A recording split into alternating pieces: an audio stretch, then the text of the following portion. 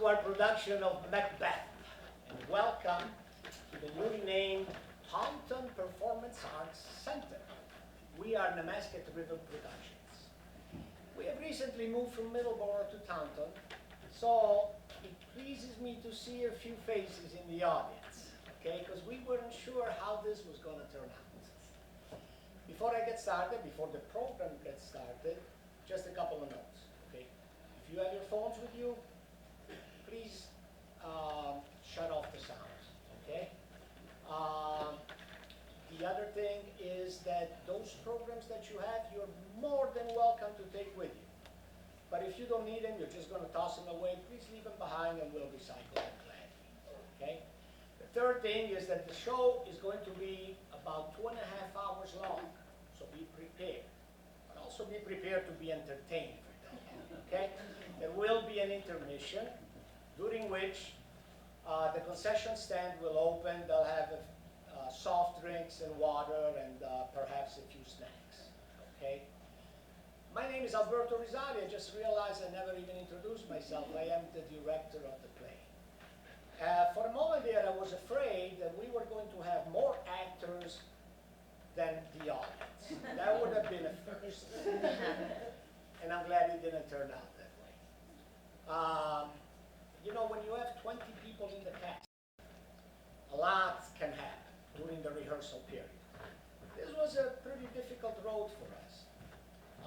In the midst of it, we lost a very dear friend and colleague who succumbed to an illness that he had, and if it wasn't for that, he would be standing on the stage today. But luckily, since our actors have been working very, very hard, one of them was willing to quickly step in and take on the additional role. So, I really don't have much more to say other than I would like you to just sit back, relax, and if you enjoyed this play, please let our actors know in one form or another, whether it's through applause or after the show, just let them know what you thought of it. And if you do like it, please make a mention of it on your Facebook, on your social media, so that more people perhaps can be enticed to come. And now, again, just sit back, relax, and enjoy Shakespeare's most famous drama, Macbeth.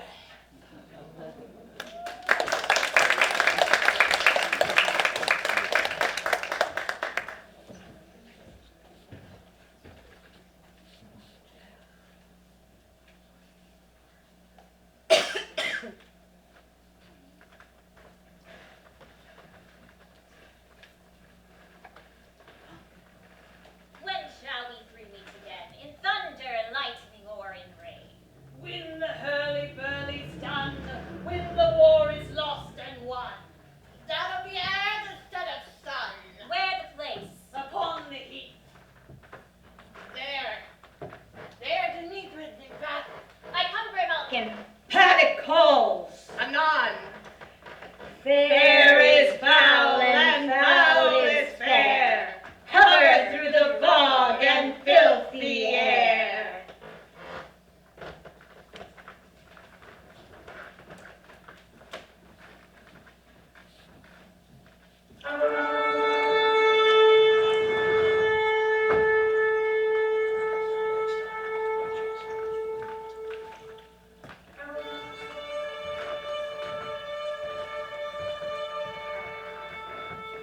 What bloody man is that? He can report, as seemeth from his plight, of the revolt, the newest state. This is the sergeant, who like a good and hardy soldier fought bravely against my captivity. Hail, brave friend, say to the king the knowledge of the broil as thou didst leave it. Doubtful it stood. Merciless MacDUFF of the Western Isles is supplied, and fortune showed like a rebel's whore.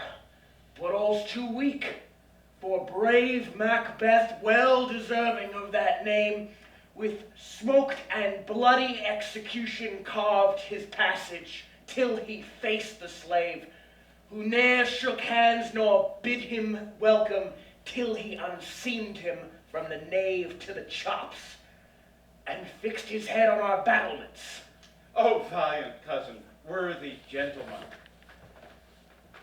But Mark, King of Scotland, Mark, no sooner had justice been served, the Norwegian lord, with furbished arms and fresh supply of men, began a new assault. But distress not that our captains, Macbeth and Banquo? Aye, as eagles, sparrows, or the lion, hare, but like cannons overbeared, they charged with double cracks and doubly redoubled strokes upon the foe. But I am weak. My gashes cry for help. So well thy words become thee as thy wounds. They smack of honor both. Go, get him surgeons. Who comes here? The worthy Thane of Ross. God save the king. Whence came the worthy Thane? From Fife, great king, with the Norwegian banners flout the sky and fan our people cold.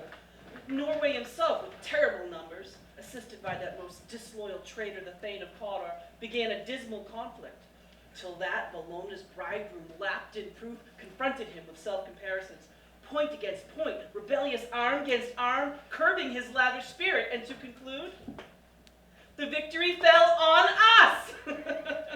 Great happiness.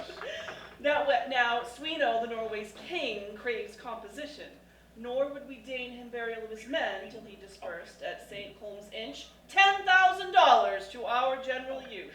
No more that Thane of Cawdor shall deceive our bosom They want to interest. come spur of the moment. Go, Okay, got it. pronounce his present death, and with his former title greet Macbeth. I'll see it done. What he hath lost, noble Macbeth hath won.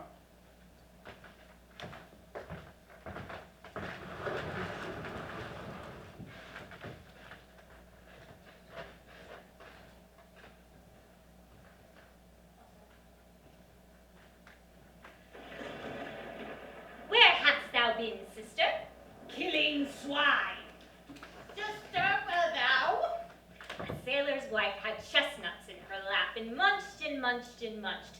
Give me, quoth I, a brointhy wench rum-fed runyon cries. Her husband is to a level gone, master of the tiger.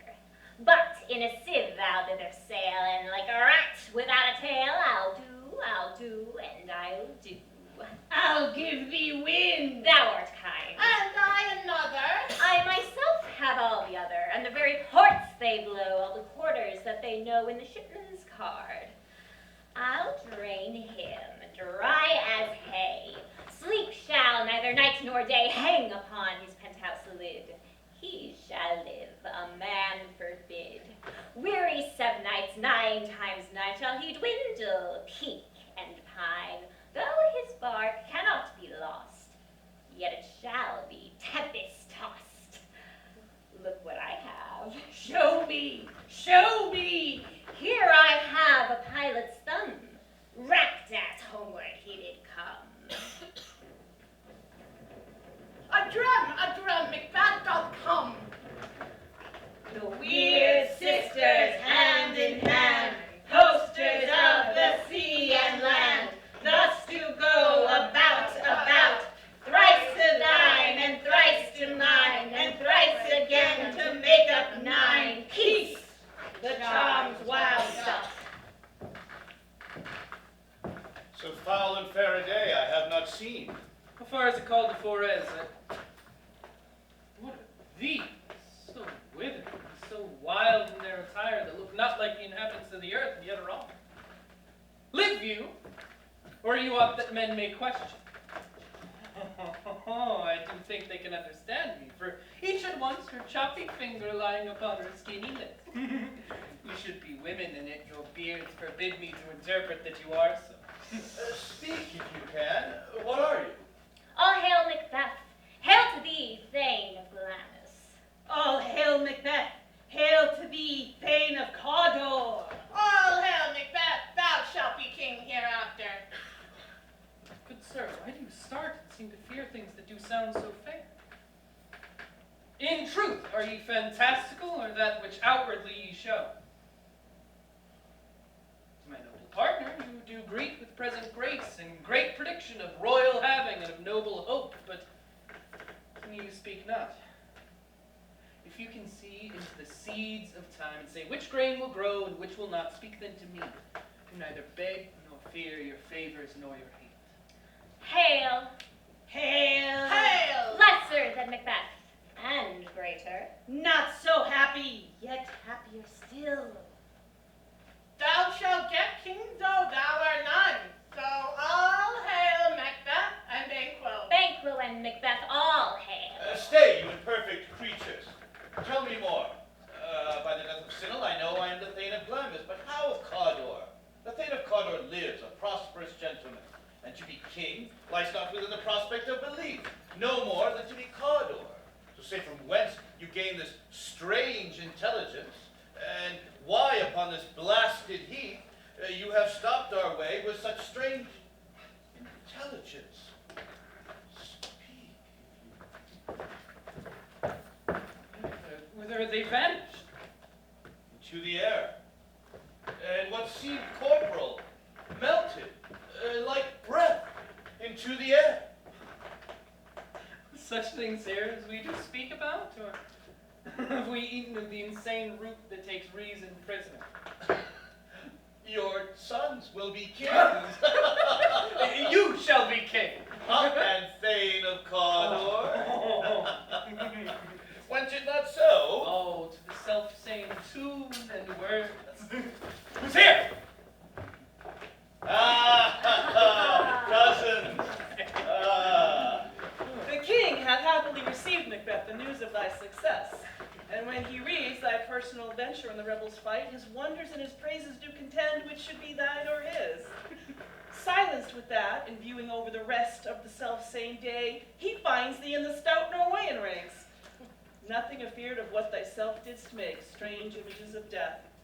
As then his tale came post with post, and everyone did bear thy praises and his kingdom's great defense, poured them down before him.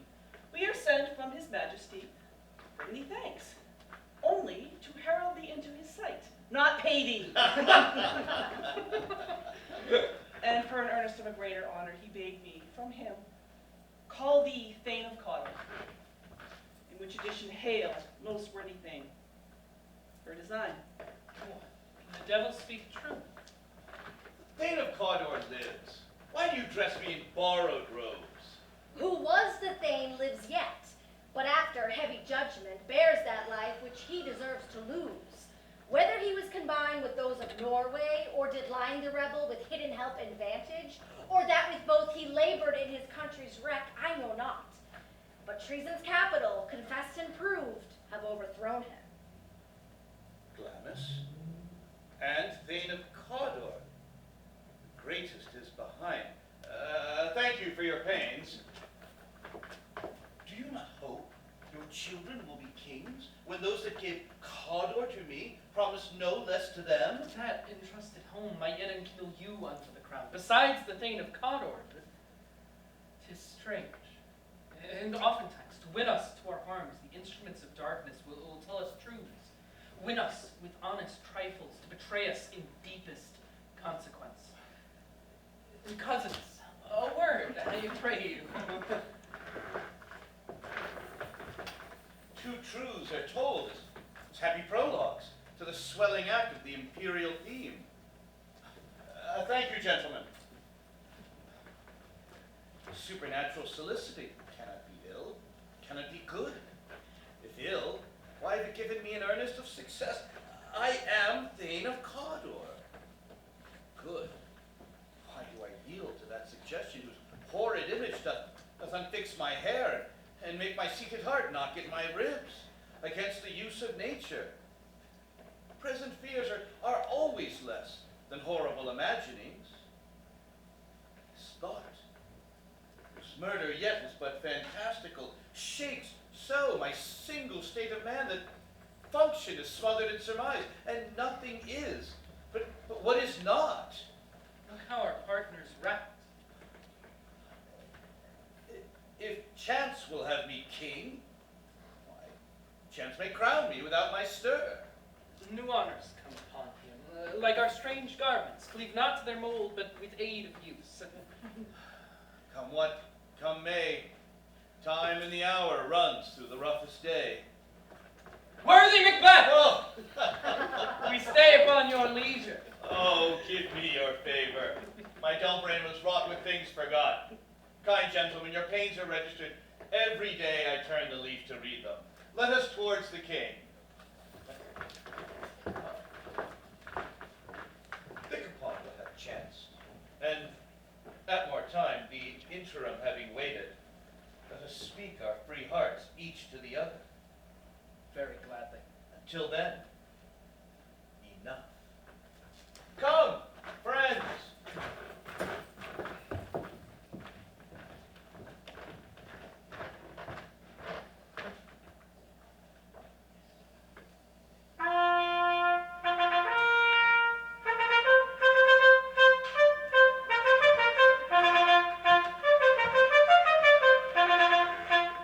Is execution done on Cotter? Are not those in commission yet returned? My liege, they are not yet back, but I have spoke with one who saw him die, who did report very frankly he confessed his treasons, implored your highness's pardon, and set forth a deep repentance. Nothing became of his life like the leaving it, and he died as one studied in his death.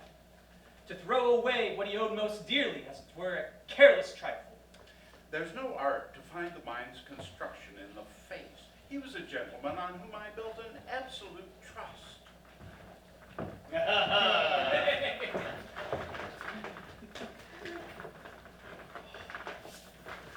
Oh, worthiest cousin, the sin of my ingratitude even now was heavy on me.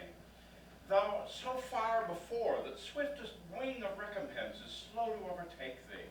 Would thou hadst less deserved, that the proportion both of thanks and payment might have been mine. Only I have left to say, more is thy due than more than all can pay. The service and the loyalty I owe, in doing it pays for itself. Your Highness's part is to receive our duties, and our duties are like children and servants to your throne and state, which by doing what they should, doing everything safely towards your love and honor. Welcome hither. I have begun to plant thee, and shall labor to make thee full of growing. Noble BANQUO, thou hast no less deserved, and must no less be known to have done so. Let me enfold thee, and hold thee to my heart. Fair, if I grow, the harvest is your own. My plenteous joys, wanton in fullness, seek to hide themselves in drops of sorrow. Sons, kinsmen, thanes, and you whose places are the nearest, know we have established our estate upon our eldest, Malcolm, whom we name hereafter the Prince of Cumberland, which honor must not unaccompanied invest him only, but signs of nobleness, like stars, shall shine on all deservers, from hence to Inverness, and bind us further to you. The rest is labor, which is not for you. I will be myself the harbinger, and make joyful the hearing of my wife at your approach. So, humbly take my leave. My worthy Cotter. Prince of Cumberland. Such as a step I must fall down on, or overleap, for in my way it lies. Stars, hide your fires. Let light not see my black and deep desires. The eye wink at the hand, but yet that be which the eye doth fear, which is done to see. True, noble BANQUO, he is full so valiant, and in his commendations I am fed. It is a banquet to me. Let's after him, whose care has gone before to bid us welcome. It is a peerless kinsman.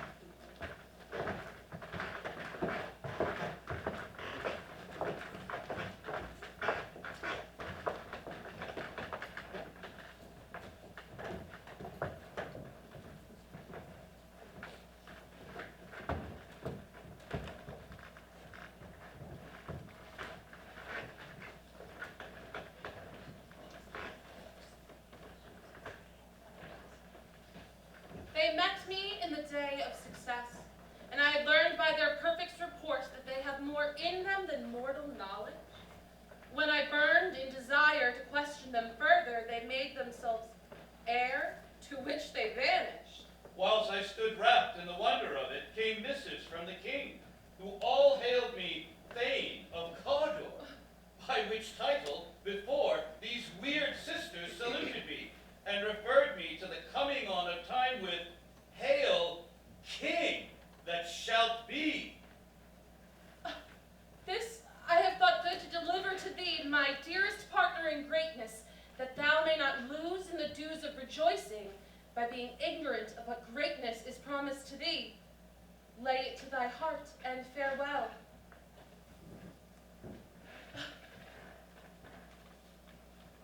Glamis thou art, and Cawdor, and shalt be what thou art promised. Yet, I do fear thy nature. It is too full of the milk of human kindness to catch the nearest way. Oh, thou wouldst be great, art not without ambition, but without the illness should attend it. That wouldst thou highly, that wouldst thou wholly, wouldst not play false, but wouldst wrongly win. Thou hast great gladness, that which cries, thus thou must do, thou hast it, and that which rather thou dost fear to do, than wishes should be undone. Oh, hie thee hither, that I may pour my spirits into thine ear and chastise with the valor of my tongue all that impedes thee from the golden round, which fate and metaphysical aid doth seem to have thee crowned with all. What is thy tiding? The king comes here tonight. Thou art mad to say it. Is not thy master with him, who, were it so, would have informed for preparation? So please you, it is true. Our Thane comes here tonight. One of my fellows had the speed of him, who, almost dead for breath, had scarcely more than enough that would make his message. Give him tending. He brings great news. The raven himself is horse that croaks the fatal entrance of Duncan under my battlements. Come, you spirits who tend unmortal thoughts, unsex me here and fill me from the crown to the toe, top full of direst cruelty. Make thick my blood, stop up the access and passage to remorse, that no compunctuous visitings of nature shake my fell purpose, nor keep peace between the affected it. Come to my woman's breast and take my milk for gall, you murdering ministers, wherever in your sightless substance you wait on nature's mischief. Come, thick night, and pall me in the dunnest smoke of hell, that my keen knife not see the wound it makes, nor HADEN peek through the blanket of dark to cry, Hold! Hold! Great Glamis, worthy Cawdor. Greater than both by the all-hail hereafter. Oh, thy letters have transported me from the ignorant present, and I feel now the future in the instant. My dearest love, Duncan comes here tonight. And when does he hence? Tomorrow, as he purposes. Never shall the sun that morrow see.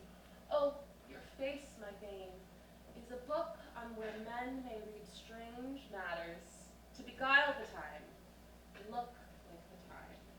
They're welcome in thine eyes, thine hands, thine tongue. Look, the innocent flower, but be the serpent beneath it. He who is coming shall be attended to, and you shall put this night's great business into my dispatch, so that all our nights and days to come give solely sovereign sway and masterdom. We will speak further. Only look up clear. To alter favor ever is to fear. Leave all the rest to me.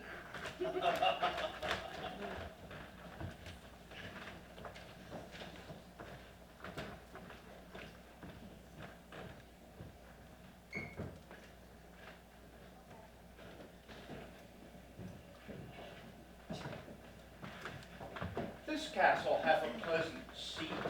The air sweetly and nimbly recommends itself unto our gentle senses.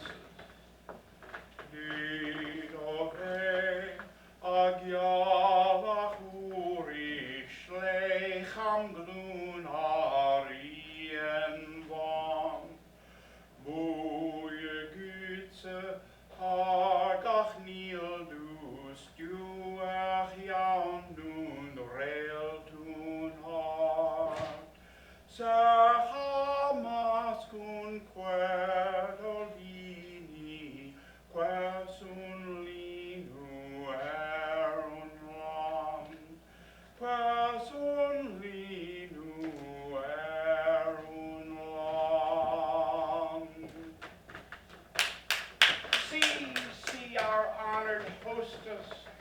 The love that follows us sometime is our trouble, which still we thank as love.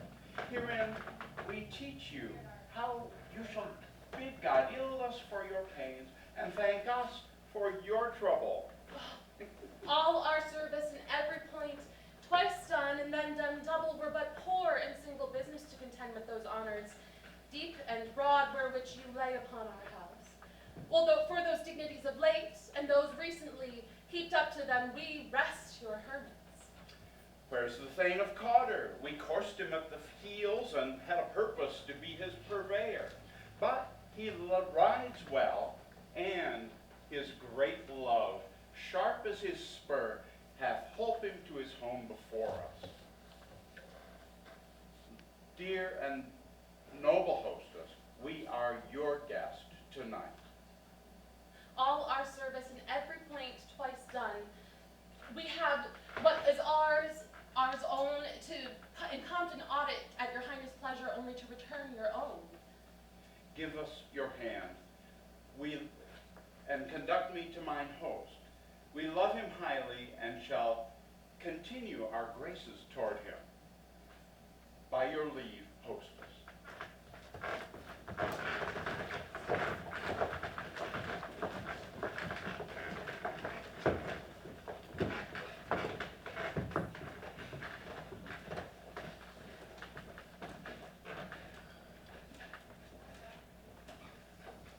If it were done, which is done, best were done quickly.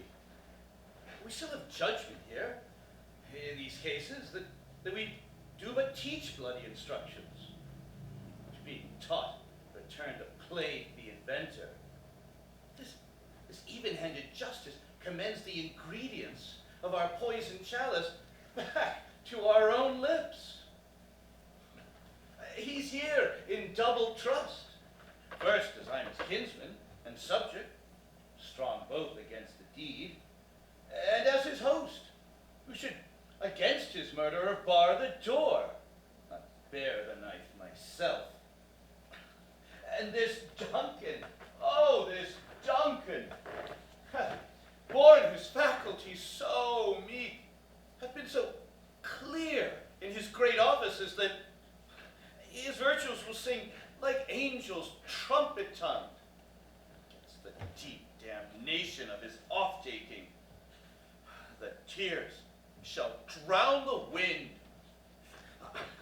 I have no spur to prick the sides of my intent. The over-vaulting ambition which overleaps itself and falls on the other. How now? What news? He has nearly supped. Why have you left the chamber? Has he asked for me? Know you not, he has. We will proceed no further in this business. He hath honored me of late, and I have bought golden opinions from all sorts of people, which would be worn now in their newest gloss, not cast off so soon. Was the hope so drunk wherein you dressed yourself? Hath it slept since, and wakes it now to look so green and pale at what it did so freely? In this time such, I account thy love. Art thou not afeard to be the same in thine own act and valor as thou art in desire? Wouldst thou not have what thou esteemest team, letting I dare not wait upon I would like the poor cat in the adage. Prithee, peace. I dare do all that a man do. Who dares more is none. What beast was it then that made you break this enterprise to me? When you durst do it, then you were a man. And to be more than what you were, you'd be so much more than man. Nor time nor place did then account, and yet you would make them? They have made themselves, and now their fitness does unmake you. I have given suck, and know how tender it is to love the babe that milks me. I would, while it were smiling in my face, have plucked my nipple from its boneless gums and dashed the brains out, had I so sworn to something like you have sworn to this. If we should fail. Oh, we fail. But screw your courage to the sticking place and will not fail.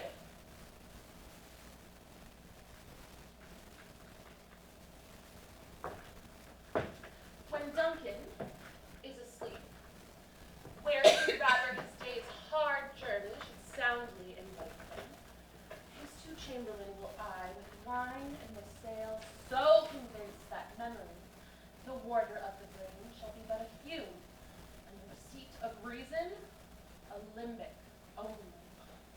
When in swinish sleep they lie their drenched natures like death, what cannot even I perform upon the unguarded Duncan? What not lay upon his spongy officers who shall bear the guilt of our great quell?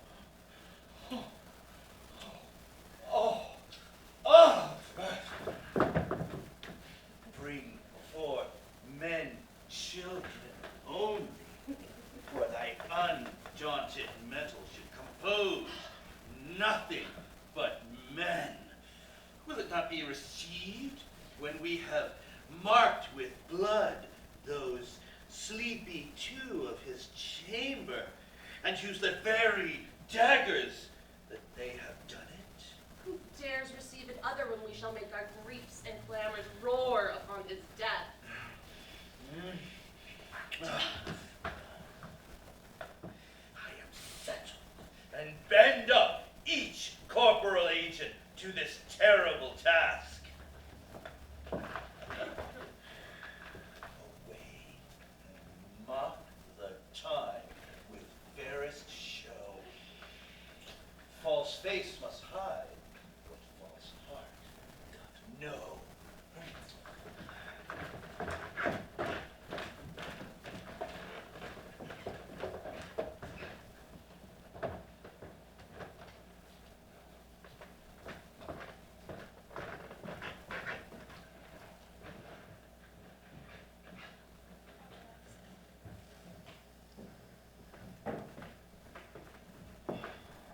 How goes the night, son? The moon is down. I have not heard the clock.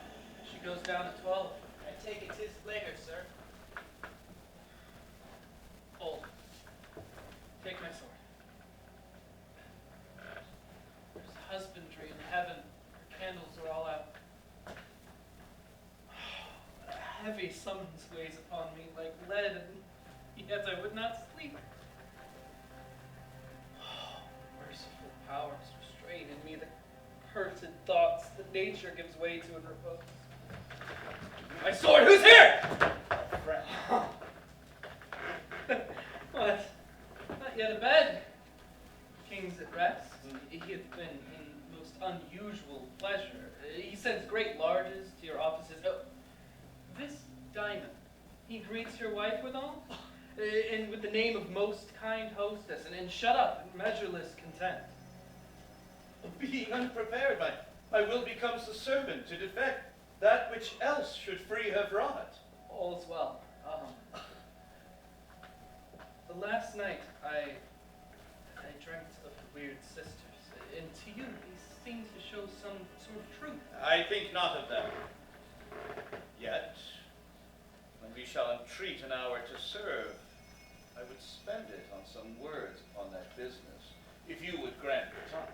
At your kindest leisure. If you shall cleave to my consent, when 'tis, shall make honor of it. So I lose none in seeking bosom franchised and my allegiance clear, I shall be counseled. Good. Propose the while. Thanks. Likes to you. Go bid thy mistress. When my drink is ready, she ring upon the bell. Get thee to bed.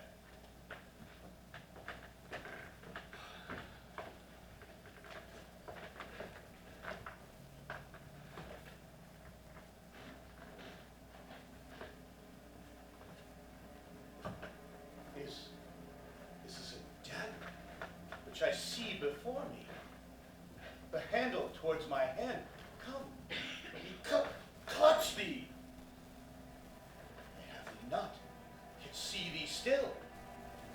Art thou not, fatal vision, sensible to touch as to sight? Art thou but a dagger of the mind, a false creation proceeding from the heat oppressed brain? I see thee yet, in form as palpable as this which now I draw. Thou marshallest me the way that I was going. Such an instrument I was to use. I see thee still, and on thy blade and touching gouts of blood, which was not so before. There's no such thing! It is the bloody business which informs thus to mine eyes.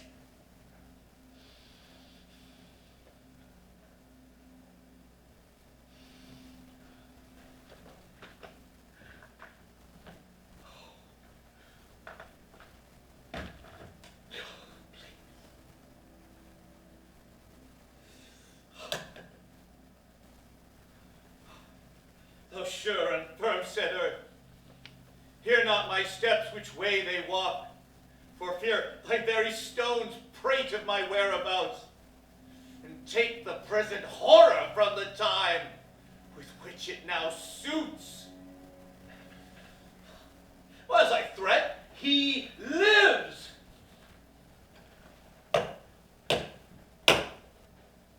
Words to the heat of deeds too cold breath gives.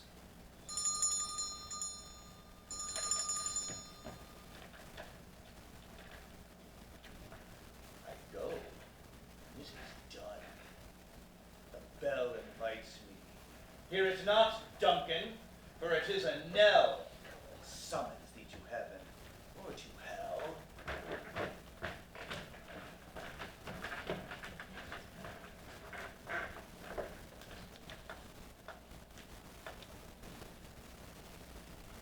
That which hath made them drunk hath made me bold. That which hath quenched them hath given me fire. Hark! Peace. It is the owl that shrieks, the fatal bellman who gives the sternest good night. He is about it. The doors are open, and the surfeited grooms do mock their charges with snores. I have drugged their possets, so that death and nature do contend about them, whether they live or die. Who's there? What? Ho! Oh, alack! I fear they have awoken and it is not done. It is the attempt and not the deed that confounds us. Hark! I laid the daggers ready. Could not have missed him. Had he not looked like my father as he slept, I'd have done it myself. My husband. Didst thou not hear a noise? I heard the owl shriek and the crickets cry. Did not you speak? When? Now. As I descended? I. Hark, who lies in the second chamber? Now.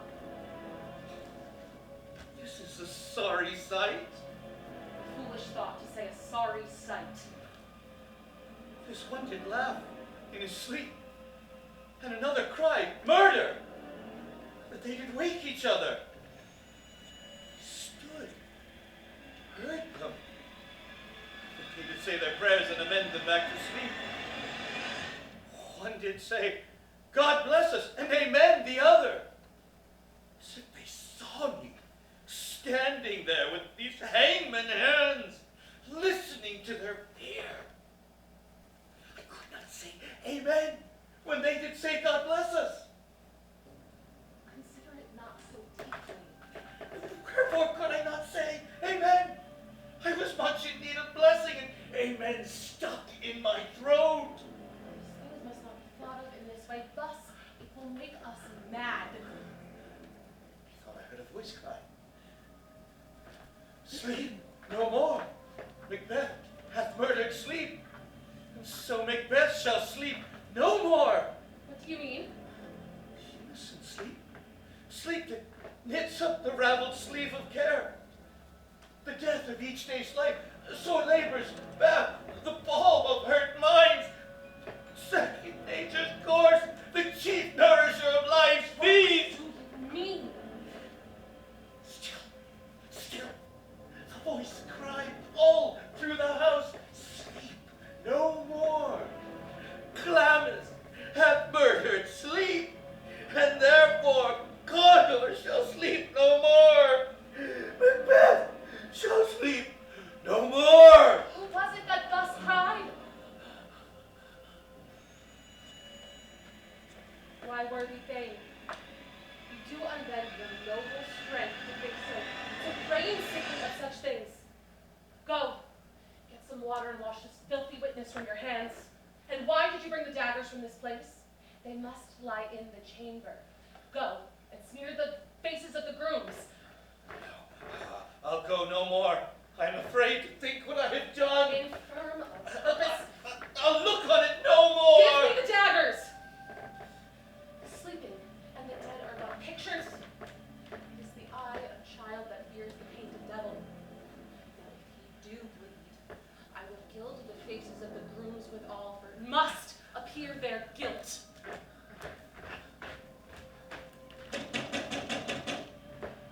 Whence is that knocking? Who is it with me? Every noise appalls me. What hands are here? Ha! They pluck out mine eyes. Will all great Neptune's ocean wash this blood clean from my hands? No, this my hand instead, with a multitudinous seas incarnadine, making the green one red. My hands are of your color. What shame to wear a heart so white. There's a knocking at the south entry. Retire we to our chamber. A little water will clear us of these deeds. How silly you have been then! It is your constancy that hath left you unattended. Come, you are knocking. Put on your nightgown, lest occasion show us to be the watcher. Be not lost so poorly in your thoughts. To know my deed, 'twere better not to know myself. Wake, Duncan, with thy knocking. I wish thou couldst.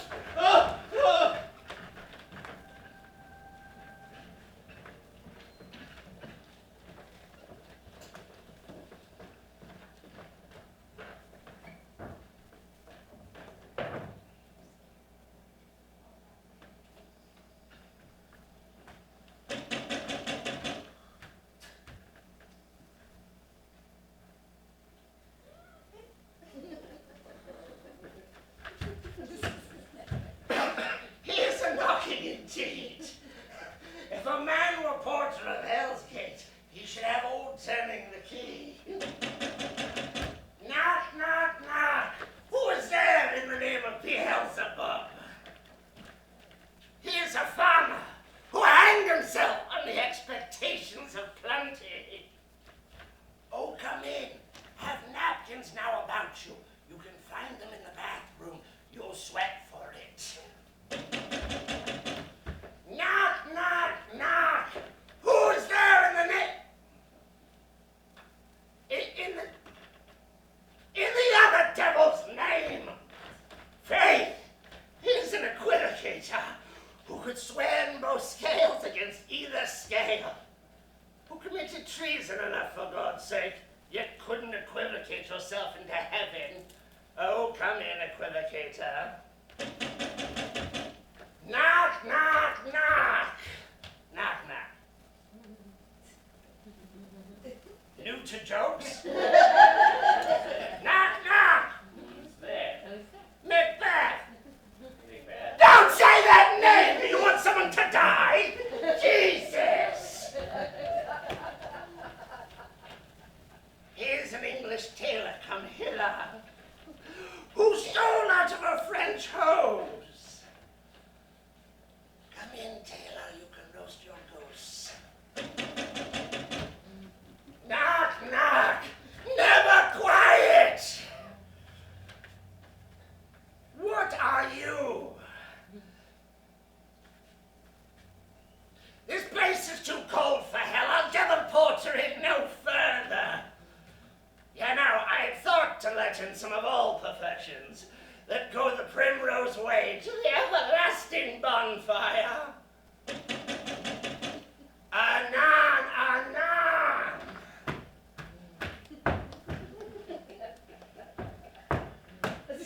Was it so late, friend, ere you went to bed, that you do lie so late? I pray you remember the porter.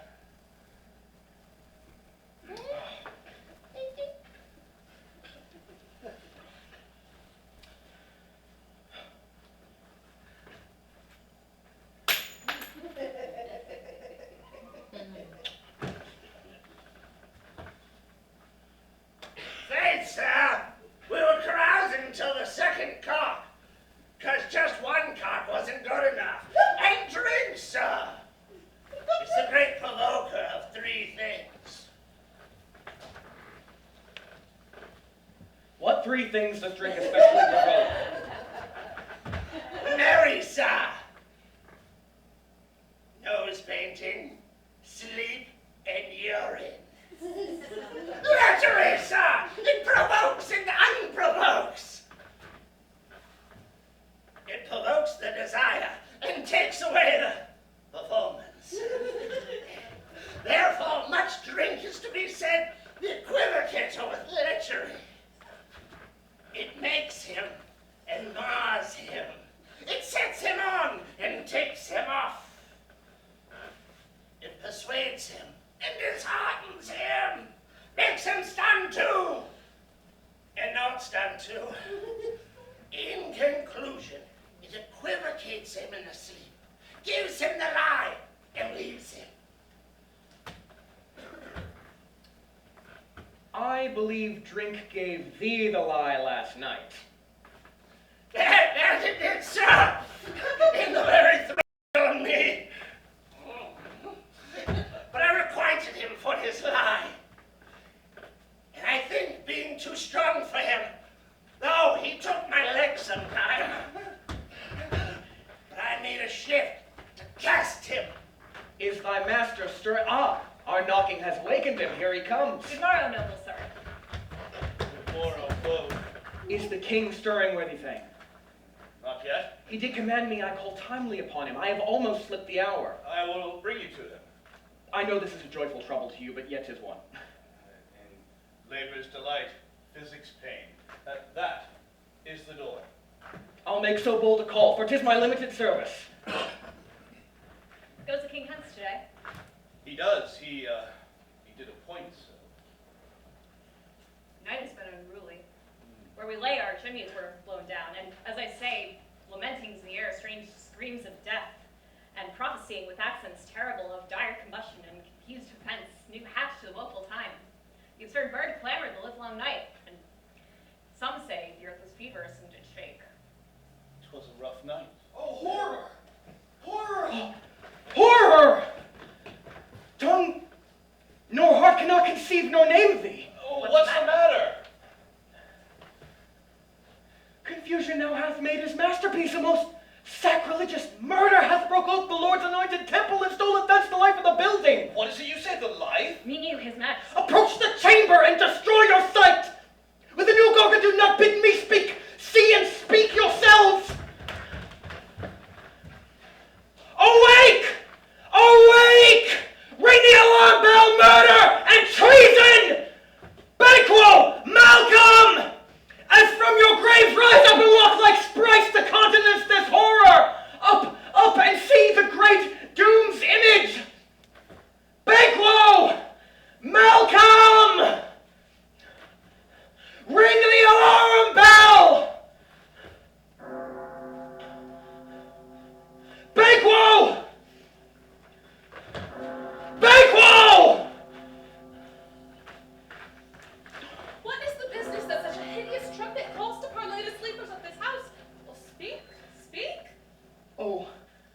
Gentle lady, 'tis not for you to hear what I can speak. The repetition in a woman's ear would murder as it fell. BANQUO, BANQUO. Our royal master's murdered. Whoa. Alas, what in our house? So cruel anywhere, dear Duff, I pray thee, contradict thyself, say it is not so. Had I but died an hour before this chance, I'd have lived a blessed life. Now, from this instant, there's nothing serious in mortality. All is but toys. The wine of life is drawn, renown and grace is dead. And the mere lees are left this vault to brag of. What is amiss? You are, and don't know it yet. The spring, the head, the fountain of your blood is stopped. The very source of your blood is stopped. Your royal father's murdered. Oh! By whom? Those of his chamber, as it seemed, had done it. Their faces and hands were all bathed with blood, so were their daggers, which unwiped we found upon their pillows. They stared and were distracted. No man's life was to be trusted with them. Oh, how I do repent me that I have killed them. Wherefore did you so? Who can be wise, amazed, temperate, and furious, loyal and neutral? In a moment, no man. The expedition of my violent love hath outpaced the pauser, reason. There lay Duncan, his silver skin laced with his golden blood. His gash stabs look like breaches in nature for ruin's wasteful entrance. There, his murderers, steeped in the colors of their trade, their daggers unmannerly breached with gore. Help me hence, help! Look to the lady, look to the lady. Why do I hold my tongue? The most may claim this argument for mine. What should be spoken here? For my fate, hidden in augur old, may rush and seize me. Let me away. My tears are not yet brewed. Look to the lady. And when we have our naked frailties hid that suffer from exposure, let us meet again to question this most bloody piece of work. Fears and scruples shake us. In the great hand of God I stand, and thanks against the undivulged pretense I fight of treasonous malice. And so do I. And so all. And so all. Let us briefly put on manly readiness and meet in the hall together. Well content.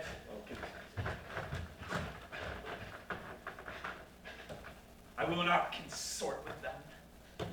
To show an unfelt sorrow is an office which the false man does easy. I'll to England, and therefore to horse, and let me not be dainty in my leave-taking, but shipped away.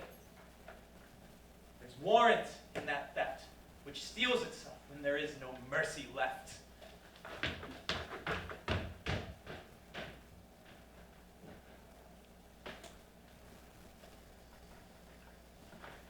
These last several years, I can remember well the volume of times in which I have seen hours dreadful and things strange.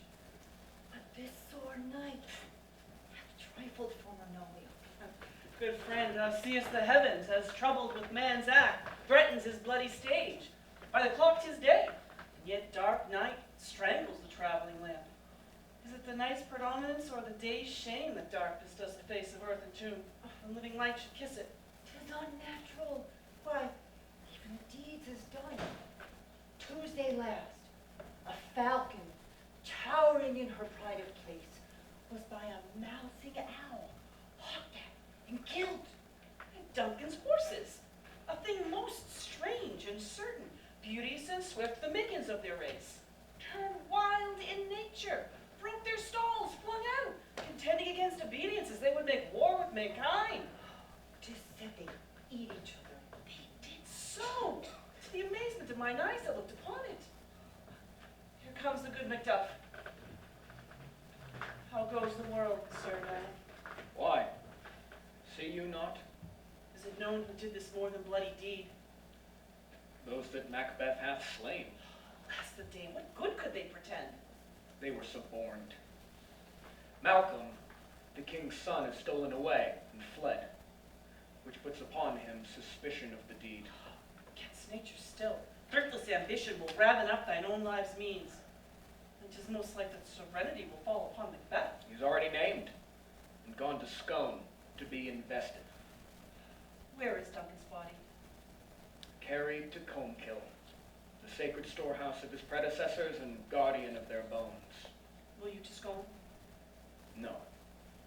Cousin, I'll to Fife. Well, I will thither. Well, may you see things well done there. Adieu. Lest our old robes sit easier than our new. Farewell, friend.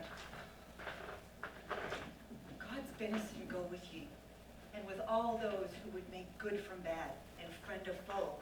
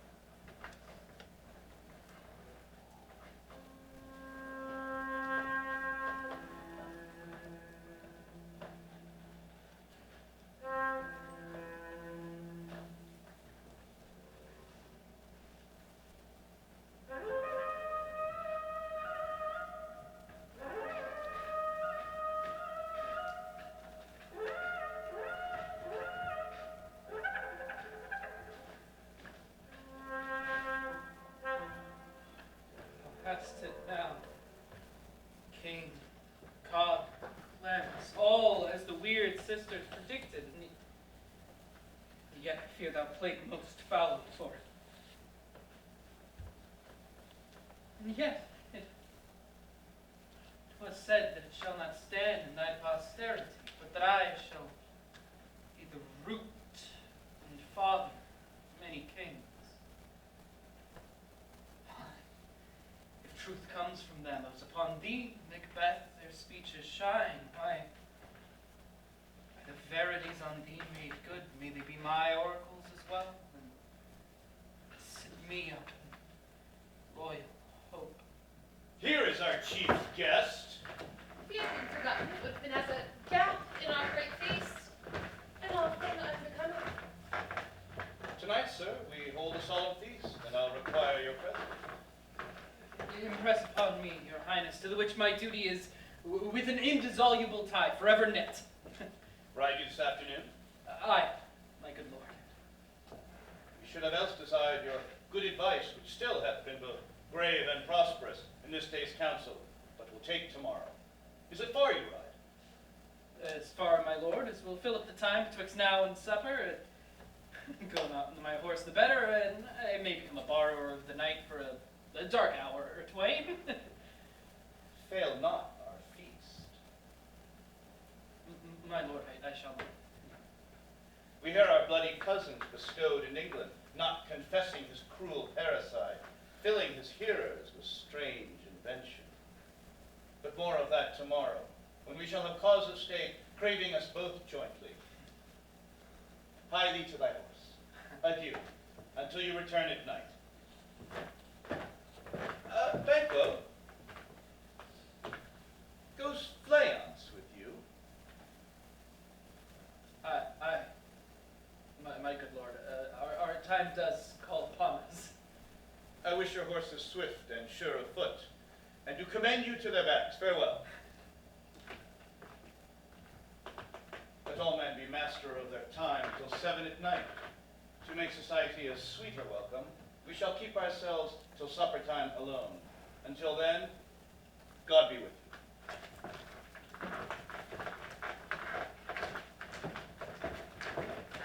Sarah, attend those men our pleasure. They are, my lord, without the palace gate. Bring them before us.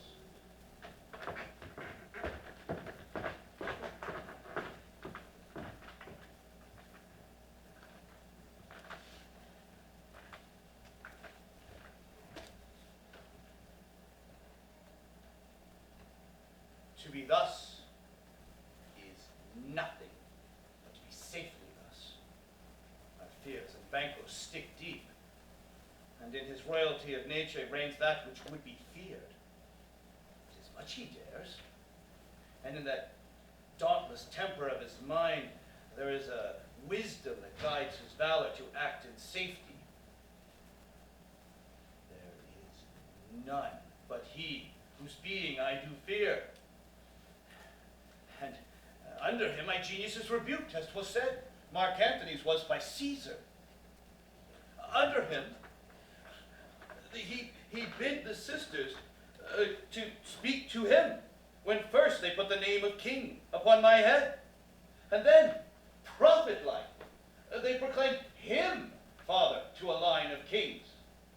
And on my head they placed a barren crown, and in my palm a fruitless scepter, thence to be wrenched by an unlineal hand.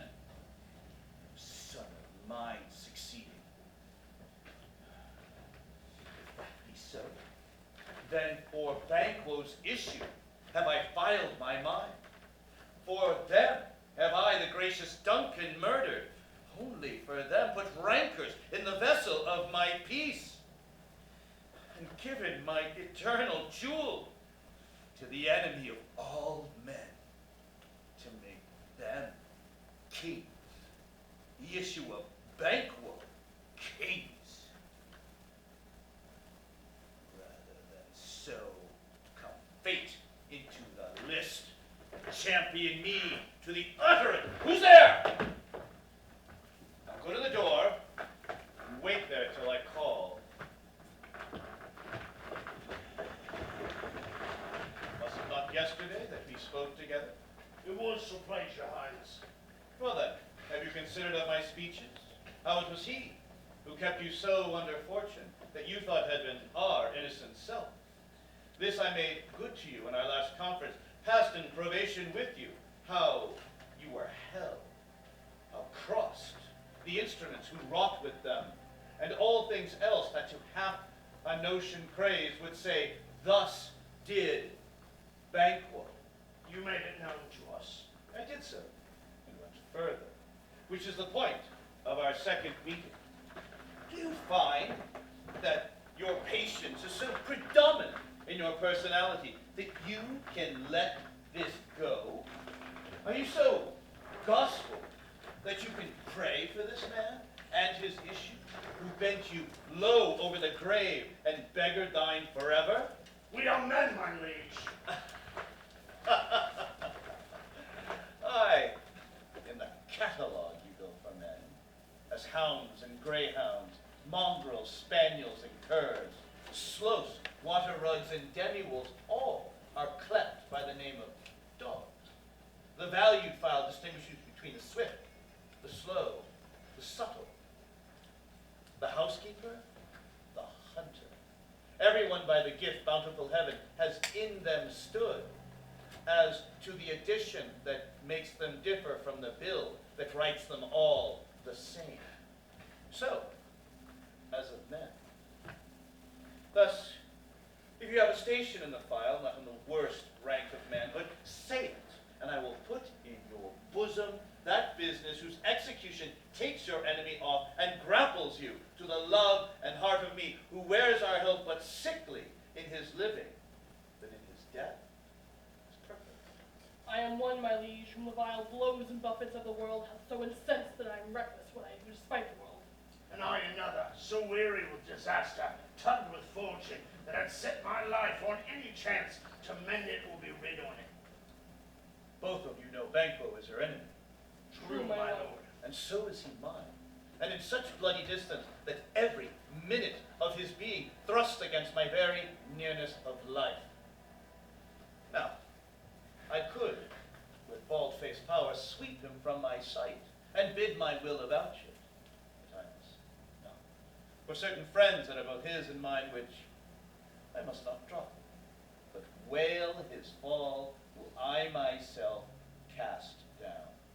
So it is that is to your assistance I do make love, masking the business from the common eye for sundry weighty reasons. We shall, my lord, perform what you command us. Though our lives are worth more Yes, than your spirit shine through you. Within the hour, I will advise you where to place yourselves, and acquaint you with a perfect spy of the time, for it must happen tonight, and at some distance from the palace. I always thought I required certain clearance. With him, Fleance, his son, who travels with him, whose absence is as material to me as that of his father, must meet the same fate of that dark hour. Resolve yourselves apart. I'll come to you anon. we are resolved, my lord. I'll come to you straight. Abide within.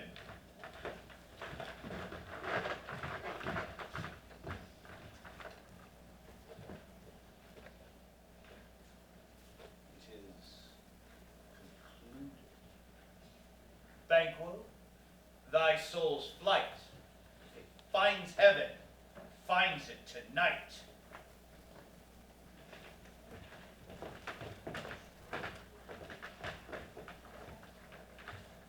Is Banquo gone from court? I will return tonight. You are dismissed.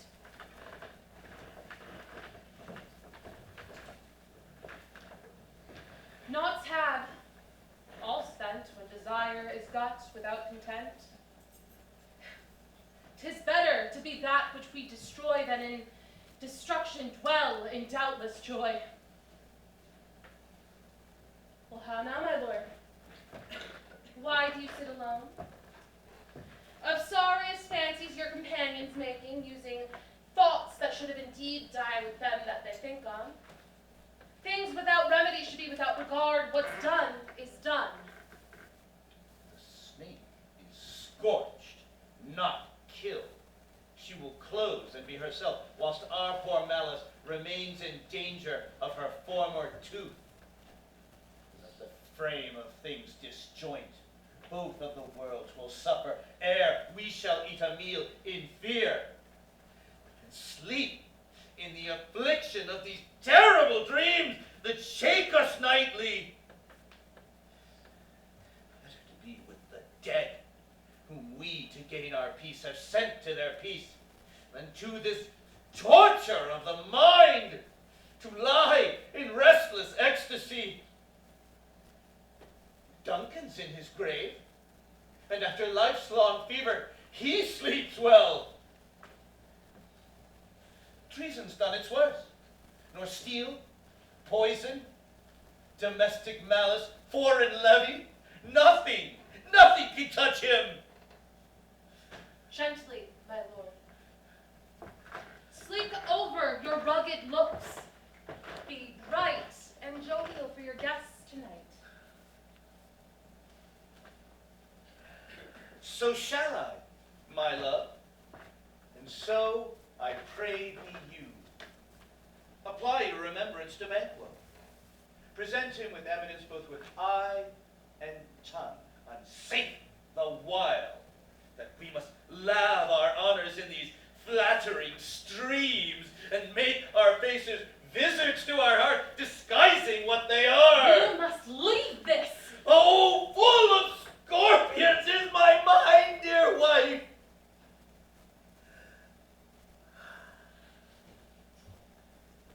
Knowest thou that Banquo and his Fleance lives? But in them nature's copy is not etern.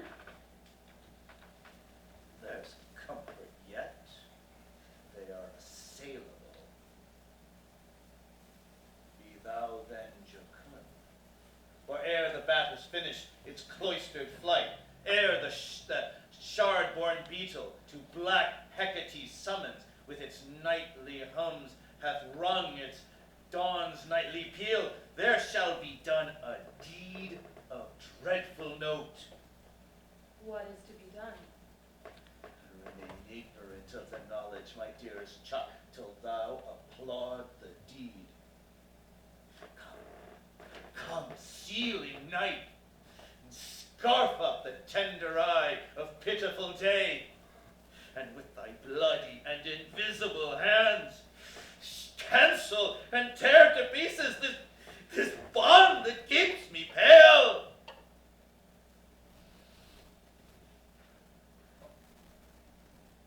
Thou marvelest at my words, but hold thee still.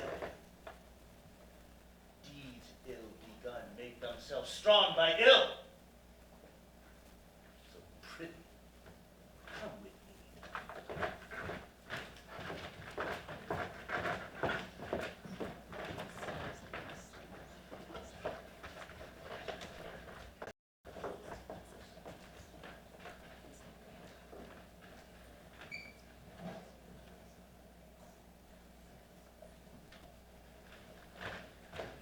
The west yet clements the streaks again.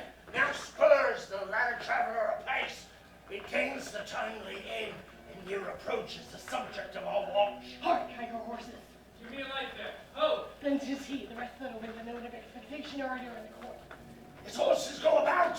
Almost a mile, but he does usually, so all them do. From hence to the palace gate maketh their walk. A light! A light! Stand on it!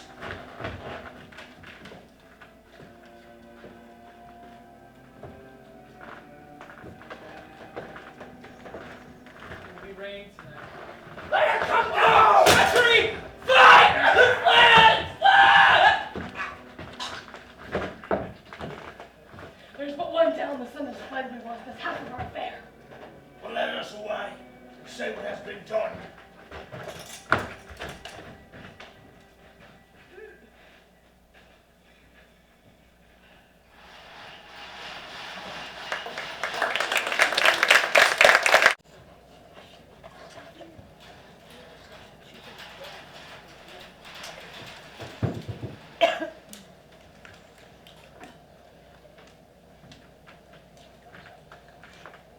You all know your degrees.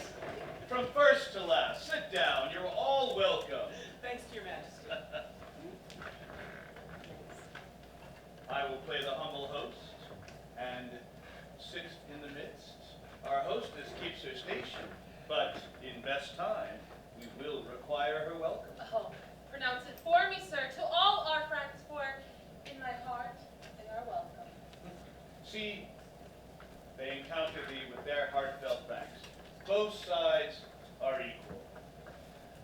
Be large in mirth, and anon, I will drink a measure the table round.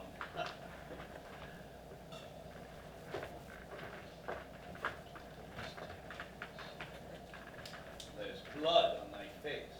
'Tis BANQUO's then. Better thee without than he within. Is he dispatched? My lord, his throat is cut. I did that for him.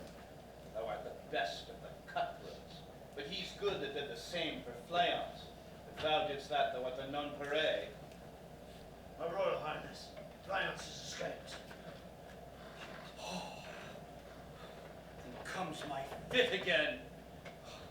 Yet health's been perfect.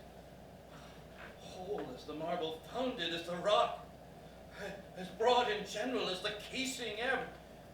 Oh, I am cabined, confined, bound in by saucy doubts and fears.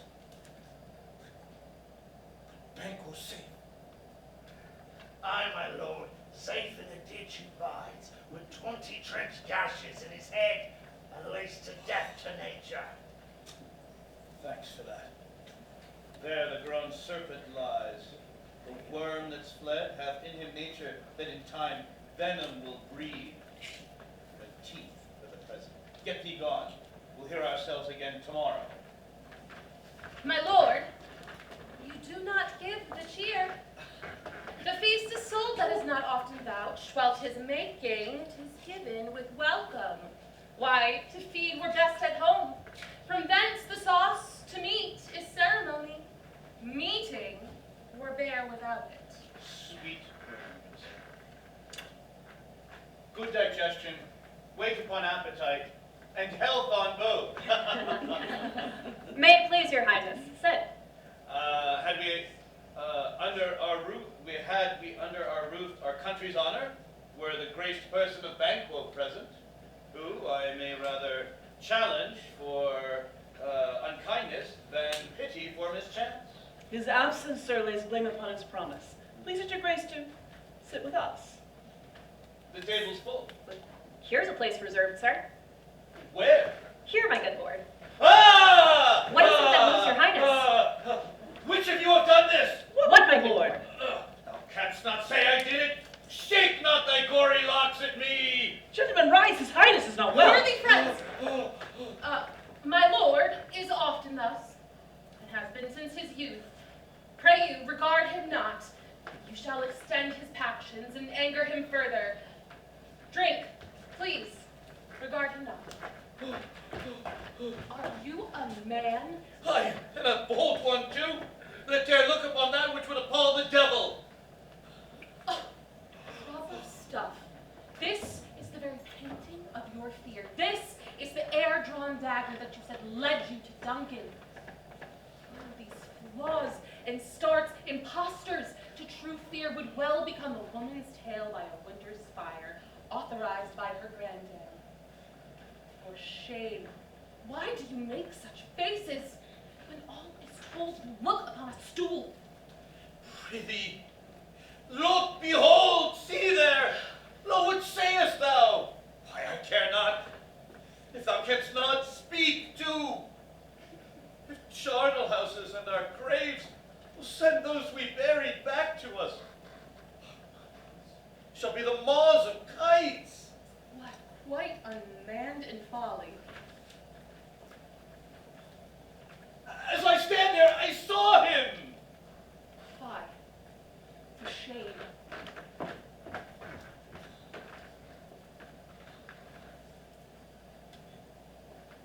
Blood hath been shed ere now, in the olden times, ere the humane statute purged the gentle wheel, and aye, since then, there have been murders too terrible for the ear. Times had been when the brains were out, the man would die, and there'd be an end, and now they rise again, with 20 mortal murders on their grounds, and push us from our stools. This is more strange than such a murder is. My worthy lord, your noble friends do lack you.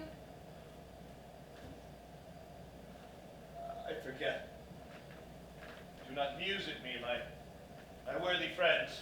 I have a strange infirmity which is nothing to those that know me well. Come, love and health to all. Give me some wine. Fill it full. I drink to the general joy of the whole table, and to BANQUO, whom we miss. Would he were here. And to all, and to him, we thirst all to all. Our duties and the pledge. Ah! Avaunt! Avaunt and quit my sight! Let the earth hide thee! Thy bones are marrowless, thy blood is gold! There is no speculation in those eyes that thou dost glare with! Think of this, good friends, as but a thing of custom. 'Tis no more, only it spoils the pleasure of the time. What man dare? I dare! Be thou the rugged Russian bear, the armed rhinoceros, the high-cut tiger, take any shape but that, and I shall never tremble, or dare me to the desert again with thy sword. Trembling I inhabit that. Protest me the baby of a girl. And horrible shadow, unreal mockery hands.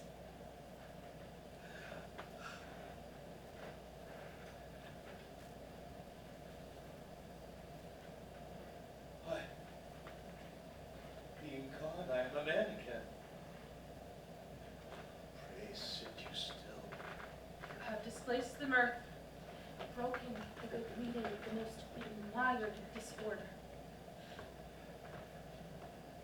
Can such things be? And overcome us like a summer's cloud.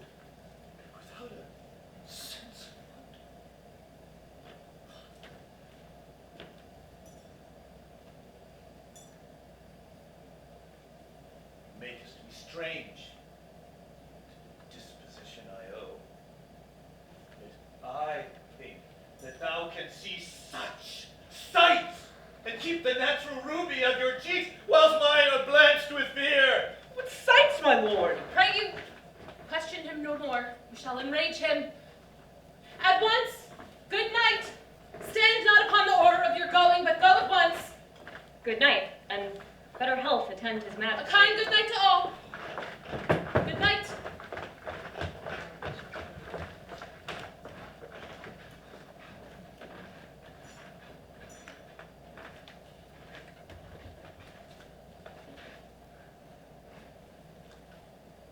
We'll have blood, they say. Blood. We'll have blood.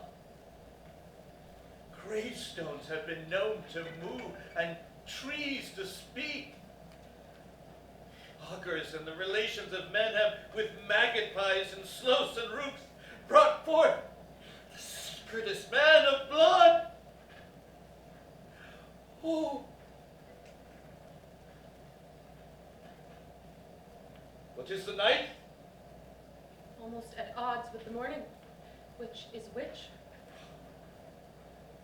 Sayest thou that Macduff hath denied his person to our great bidding? Called you not to him, sir. I hear it by the way, but I'll send. There's not one of them but in their great houses I do keep a servant feed. I will tomorrow to the weird sisters. More shall they speak, for I am now bent to know by the worst means the worst. All of the causes shall give way for mine own good. I am in blood steeped, insofar that should I wade no more, returning were as tedious as going over.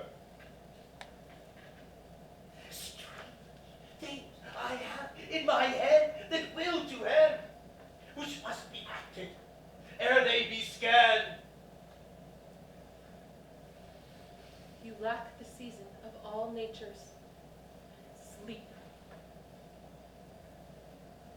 Come, wilt sleep. This strange and self-abuse is but the initiate fear that wants hard use. We are but young indeed.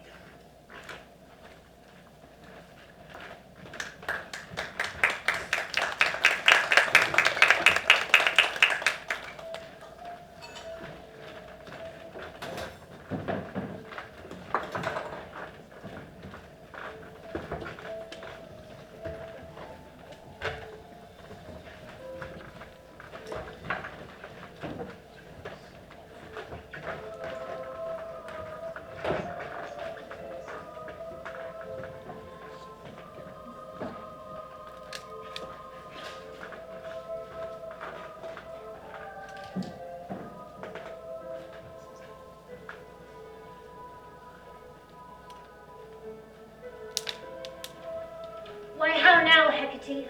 You look angrily. Have I not reason, belle dames, as you are, saucy and overbold? How did you dare to trade and traffic with Macbeth in riddles and affairs of death? And I, the mistress of your charms, the close contriver of all harms, was never called to bear my part, nor show the glory of our arms. And what is worse, all you have done has been but for a wayward son, spiteful and wrathful, who, as others do, loves for his own ends and not for you. But make amends and get you gone. And at the pit of Acheron, meet me in the morning. Thither he will come to know his destiny. Your vessels and your spells provide, your charms and everything besides. I am for the air. This night I'll spend unto a fatal and dismal end. great business must be wrought in news. Upon the corner of a moon, there hangs a vaporous drop profound.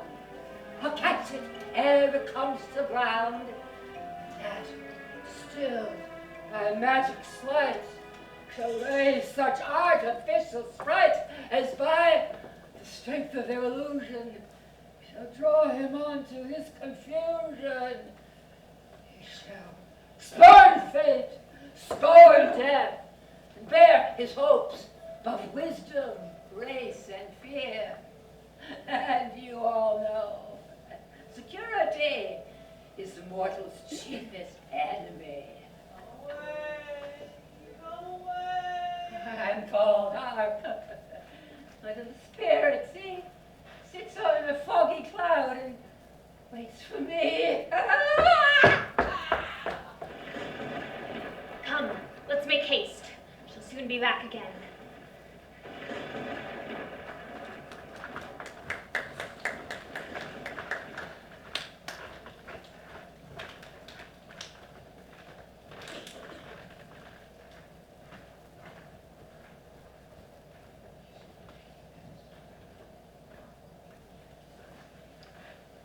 My former speeches have but hit your thoughts, which can interpret farther.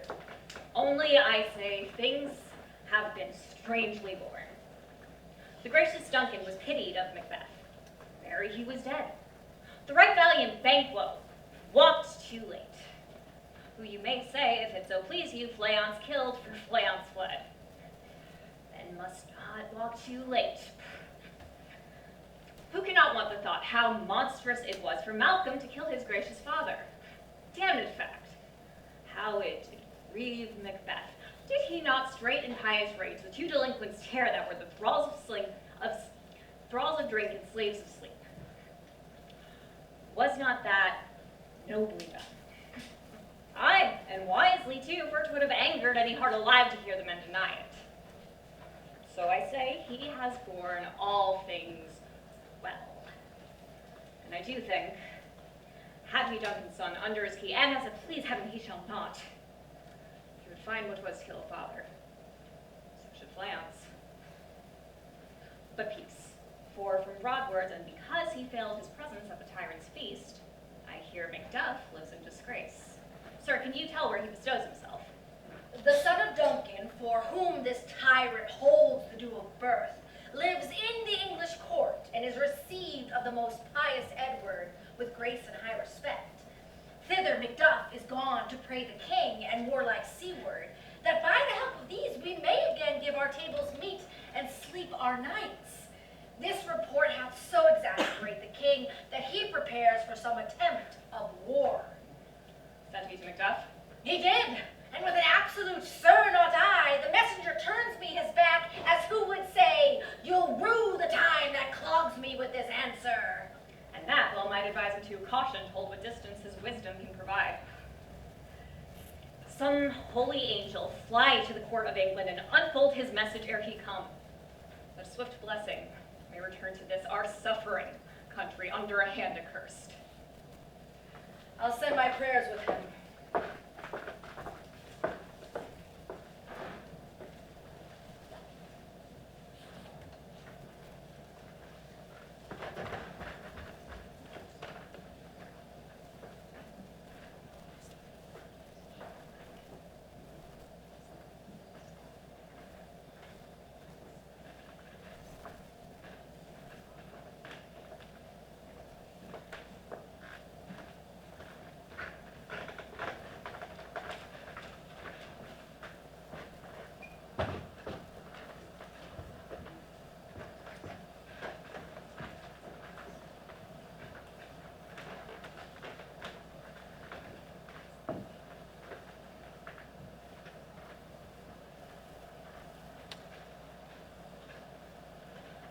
The brinded cat hath leave.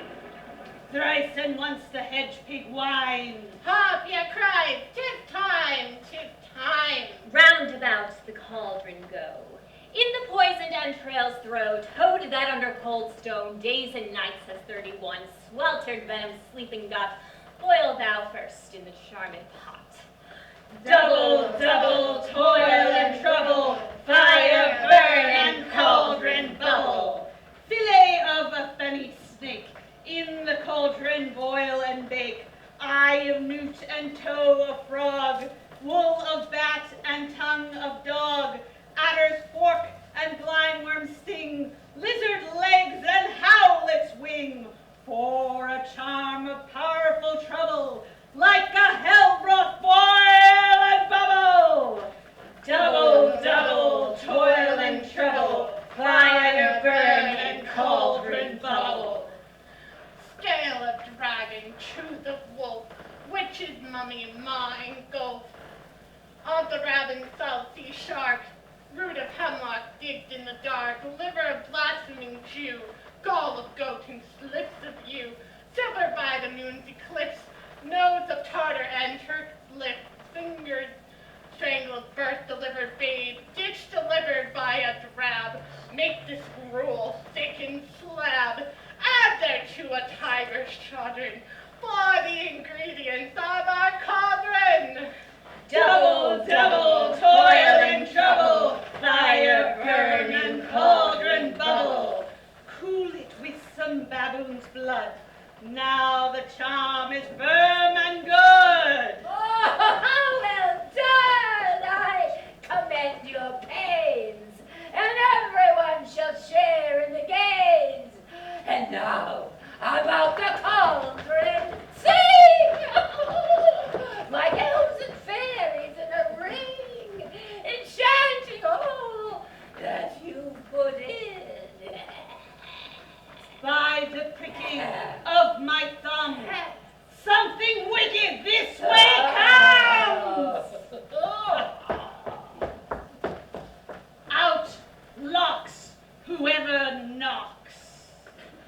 How now, you secret black and midnight hags? What is it you do? A deed without a name. I conjure you by what you profess. Answer me, though you untie the winds and let them fight against the churches, though castles topple on their warders' heads, though the treasure of nature's Germans tumble altogether even till destruction sicken. Answer me to what I ask of you. Speak. Demand. Will answer. Say if thou'dst rather hear from our mouths, or from our masters. Fetch him. I'll see him. For in sow's blood that hath eaten her 9th barrow, grease that sweatin' from the murders, give it throw into the flame.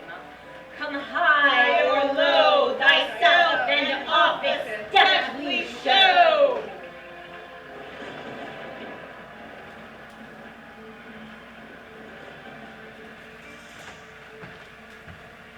Tell me, thou unknown's power. He knows thy thought.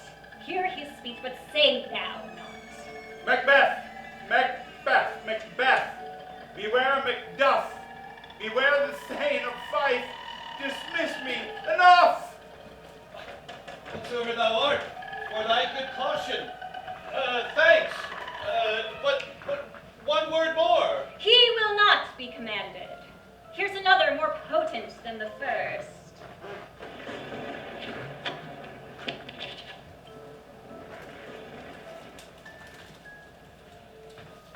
Macbeth! Macbeth! Macbeth! Had I 3 ears, I'd hear thee. Be bloody, bold, and resolute. Laugh to scorn the power of man. For none of wound born shall harm Macbeth. Then live, Macduff. What need I fear of thee? Yes, I'll make assurances double sure and take a bond of fate. Thou shalt not live, that I may tell pale-hearted fear it lies, and sleep in spite of thunder.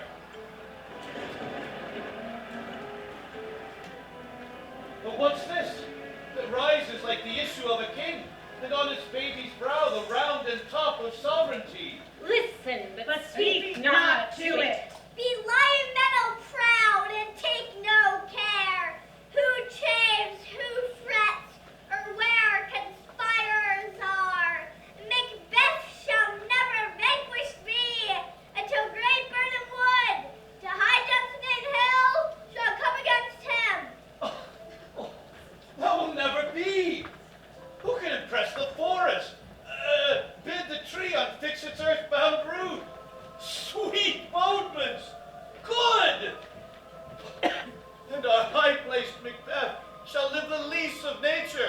and pay his breath to time and mortal custom.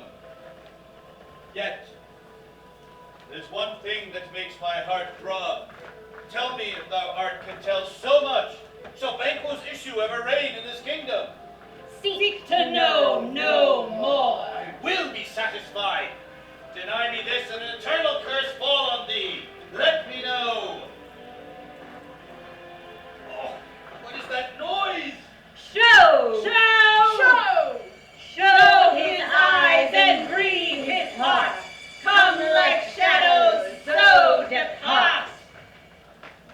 Art too, like the spirit of Banquo, down, like ground to sear mine eyeballs, and thy hair, thy other gold-bound brow, is like the first, a third is like the former. Filthy hags, why do you show me this? A fourth? Start eyes! What will the line stretch to the crack of doom? And yet a fifth appears. I will see no more. A sixth, who bears a glass, oh, in which I see many more, and some double ball, and treble scepter carry. Ah! Ah! Horrible sight! Oh, now I know 'tis true, for the blood-bolted Banquo smiles and points at them for his. Oh, what is it so? Aye, sir, all this is so. But why stands Macbeth thus amazedly? Come, sisters, cheer we up his sprites and show the best of our delights. I'll charm the air to make a sound while you perform your antic round, that this great king may kindly say our duties did his welcome pay. Kitara, samaka, sitara, Macbeth-ha.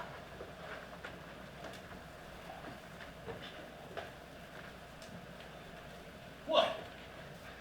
Where have they gone? Oh, let this hour stand insidious in the calendar. Come in without there. What is your grace's will? Didst thou see the weird sisters? No, my lord.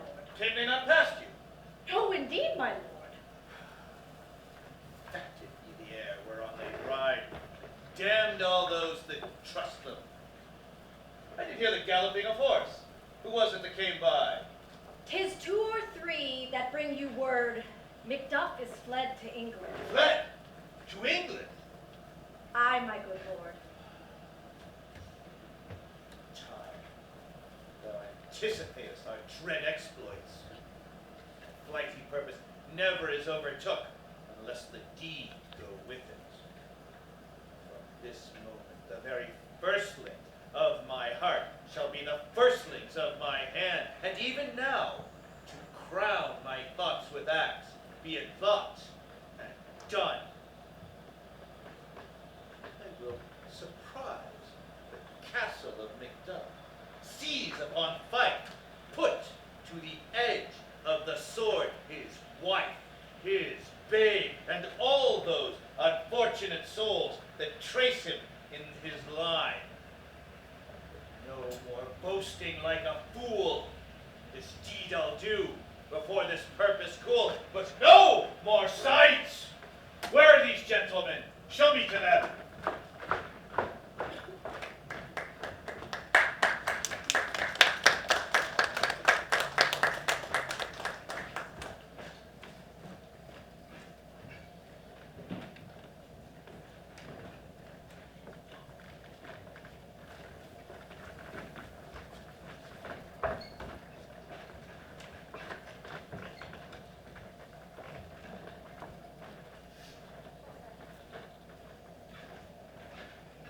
What had he done to make him fly the land? You must have patience, madam. Well, he had none. His flight was madness. When our actions do not, our fears do make us traitors. You must have patience, madam. Wisdom. He to leave his wife, his babes, his mansion and his titles, and in a place from whence himself does fly? He loves us not. He craves the natural touch. For the poor wren, the most diminutive of birds, will fight, her young ones in her nest, against the owl. All is the fear and nothing is the love. As little is the wisdom which goes against fights of all reason. My dearest coz, I pray you school yourself, but for your husband he is noble, wise, judicious, and best knows the fits of the season. I dare not speak much further, but cruel are the times when we are traitors and do not know ourselves. Rumor from what we fear, yet know not what we fear, but float on a wild and violent sea each way and move. I take my leave of you. It shall not be long, but I'll be here again, and things at the worst will cease, or else rise up to what they were before. Blessing upon you, my pretty cousins. Father she is, and yet she's fatherless. I should be a fool should I stay. It would be my disgrace and your discomfort. I take my leave at once. Love. Your father is dead. What will you do now? How will you live? As birds do, Mother. What? With worms and flies? With what I get, I mean, and so do they. Oh, poor bird, thou'dst never fear the net nor lime, the pitfall nor the gin. Why should I, Mother? Poor birds, they're not set for. My father is not dead, for all you're saying. Yes, he is dead. How wilt thou do for a father? Nay, how will you do for a husband? Why, I can buy me 20 at any market. Then you'll buy them to sell again. Thou speakest with all thy wit, and yet in faith with wit enough for thee. Was my father a traitor, Mother? Aye, that he was. What's a traitor? Why, one that swears and lies. And be all traitors that do so? Every one that does so is a traitor and must be hanged. And must they all be hanged that swear and lie? Every one. If he were dead, you would weep for him. If he were not, it would be a good sign that I should quickly have a new father. Now God help thee, my poor monkey. How wilt thou do for a father? If he were dead, you would weep for him. If he were not, it would be a great sign that I should quickly have a new father. Poor father. Bless you, fair dame. I am not yet known to you, yet in your state of honor I am perfect. I doubt some danger doth approach you. If you will take a holy man's advice, be not found here, with your little one. To fright you thus methinks I am too savage. To do you worth were fair cruelty, which is too nag your person. Heaven preserve you. I dare not abide here no longer. Whither should I fly? I have done no harm. And yet, I remember I'm in this earthly world where to do harm is often laudable, and to do good sometimes accounted dangerous folly. But alas, why do I put up this womanly defense to say I have done no harm? What are these faces? Slinter's your husband. In no such place unsanctified that I hope you find him. He's a traitor. Thou liest, thou shattered villain! What? You and your prior treachery! Mother! Mother!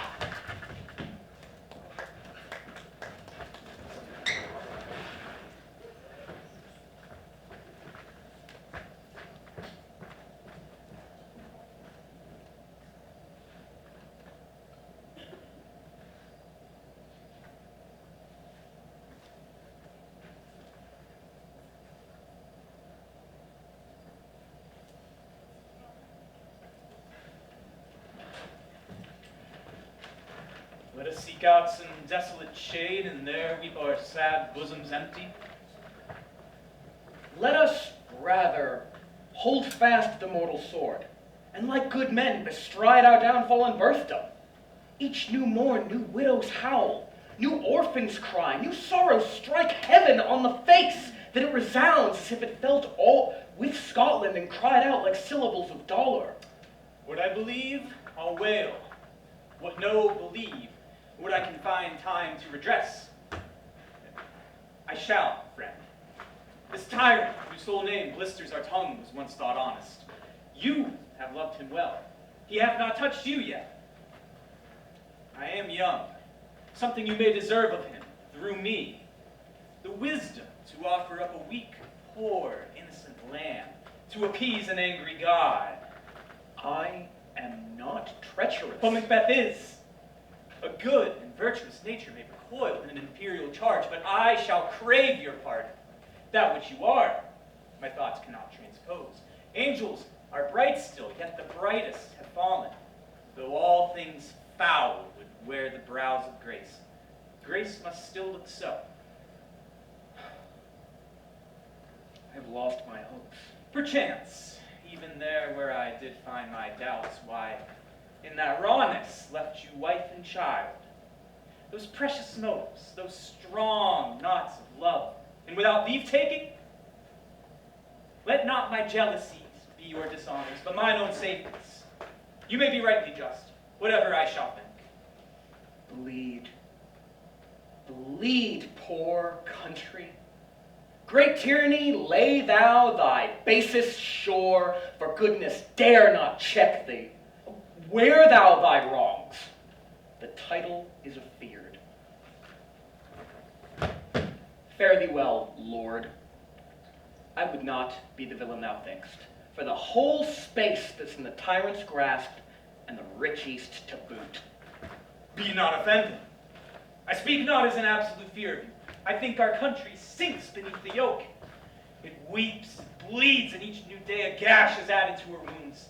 I think withal, there would be hands uplifted in our right. And here, from gracious England, have I offered goodly thousands. Yet for all this, when I shall tread upon the tyrant's head, or wear it on my sword, yet my poor country shall know more vices than it had before, more suffer in more sundry ways by him that shall succeed. What should he be? It is myself, I mean, in whom I know all the particulars of vice so grafted that when they are opened, black Macbeth will seem as pure as snow, and the poor state esteem him as a lamb is compared with my confineless arms.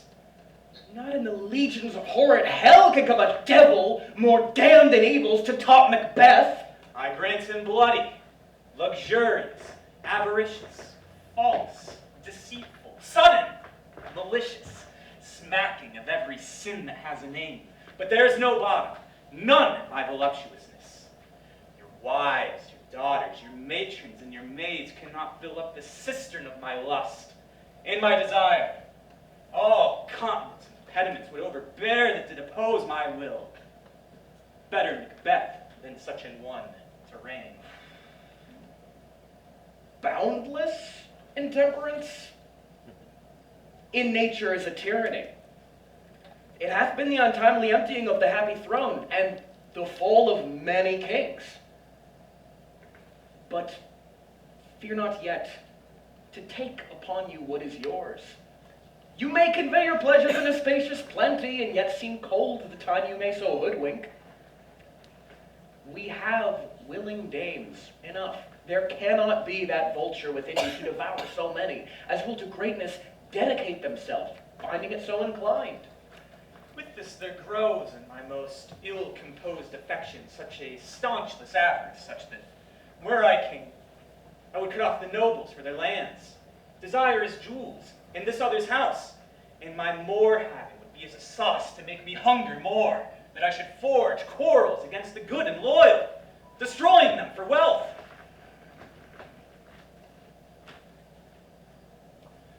This avarice sticks deeper, grows of more pernicious root than summer-seeming lust, and it hath been the sword of our slain kings. Yet, do not fear. Scotland hath poisons to fill up your will. Of your mere own, all of these are portable, with other graces weighed. But I have none. The king becoming graces, being justice, verity, temperance, stableness, devotion, patience, passion, courage. I have no relish of them, but abound in the division of each several crime, acting it in many ways. Nay, had I power, I would pour the sweet milk of concord into hell, uproar the universal peace, Confound all unity on earth. Oh, Scotland! Scotland! If such a one be fit to govern, speak, I am as I have spoken. Fit to govern? No. Not to live! Oh, nation miserable, with an untitled tyrant bloody sceptered! When shalt thou see thy wholesome days again, since that the truest issue of thy throne by his own interdiction stands accused, and does blaspheme his breed? Thy royal father was a most sainted king. The queen that bore thee, often upon her knees and on her feet, died every day that she lived. Fare thee well. These evils thou repeat'st against thyself hath banished me from Scotland. Oh, my breast, thy hope ends here. Macduff, this noble passion, child of integrity, hath from my soul wiped the black scruples and reconciled my thoughts to thy good truth and honor. Devilish Macbeth by many of these trains have sought to win me into his power, but modest wisdom plucks me from over credulous haste. I am yet unknown to woman, never was forsworn, at no time broke my faith, would not betray the devil to his fellow, and delight no less in truth than in life. My first false speaking was this upon myself, for what I am truly is thine and thy poor country's to command. Whither indeed, before thy here approach, old SIWARD, already at a point with 10,000 warlike men was setting forth. Now we'll together, and our chance of goodness be like our warranted quarrel. Why are you silent? Such welcome and unwelcome things at once. 'Tis hard to reconcile. Who comes here? My countryman, yet I know him not. My ever-gentle cousin, welcome hither. Good God, betimes remove the means which make us strangers. Oh, sir, amen. Stand Scotland where it did. Alas, poor country, almost afraid to know itself. Cannot be called our mother, but our grave, where nothing but who knows nothing is once seen to smile. Smiles and groans and shrieks that rent the air are made not marked. Violent sorrow seems a modern ecstasy. Dead men's knell is there scarce asked for who, and good men's lives expire before the flowers in their caps die or ere they sicken. Oh, relation. Too nice and yet too true. What's the newest grief? That of an hour's age doth hiss the speaker, each minute teems a new one. How does my wife? Why, well. And all my children? Well, too. The tyrant is not battered at their peace? No, they were well at peace when I did leave them. Be not a miser of thy speech. How goes it? When I came hither to transport the tidings which I have heavily borne, there ran a rumor of many worthy fellows that were out, which was to my belief witness the rather for that I saw the tyrant's power afoot. Now is the time of help. I in Scotland would create soldiers, make our women fight to doff their dire distresses. Be it their comfort, we are coming thither. Gracious England hath lent us 10,000 men. An older and a better soldier none that Christendom gives out. Would I could answer this comfort with delight, but I have words that would be howled out in the desert where hearing should not latch them. What concern they? The general cause? No mind that's honest, but in it bears some woe. The main part pertains to you alone.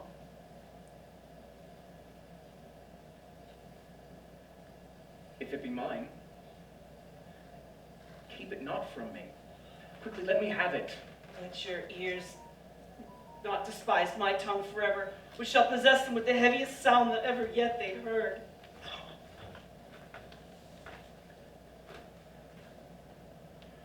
I guess it did.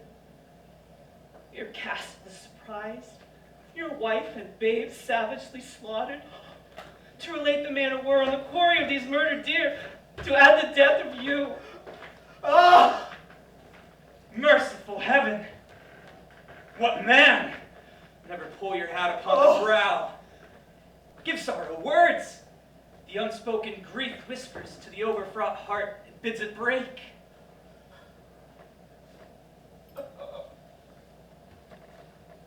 My children too. Wife, children, souls, all that could be found. And I must be from thence. My wife killed too. It said, Oh! be comforted. Let us make medicines of our great revenge to cure this deadly grief. He has no children! All my pretty ones. Did you say all? Oh, how can I all my pretty chicks and their dam in one fell swoop. Dispute it like a man. I shall do so! But I must also feel it as a man. I cannot but remember such things that were more precious to me. Did heaven look on and would not bid their part, sinful MACDUFF? They were all struck for thee. Not that I am, not for their own demerits, but for mine, fell slaughter on their souls. Be this the whetstone of your sword. Let grief convert to anger. Heaven rest. Oh, I could play the woman with mine eye and braggart with my tongue. But gentle heaven, cut short all intermission. Front to front, bring thou this fiend of Scotland and myself. Within my sword's length set him. If he escape, heaven forgive him too.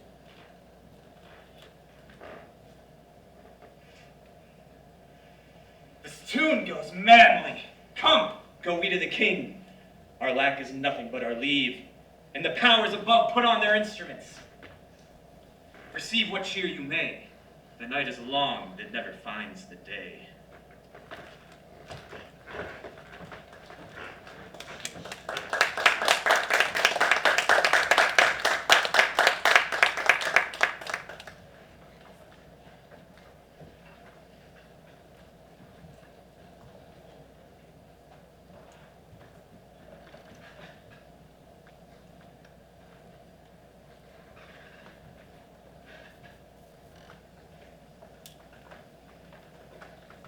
I have watched with you these last 2 nights, yet can perceive no truth in your report. When was it she last walked? Since His Majesty went into the field, I have seen her rise out of bed, throw her nightgown upon her, unlock her closet, take forth paper, write on it, fold it, and then seal it up afterward, and then return to bed, all the while in a most fast sleep.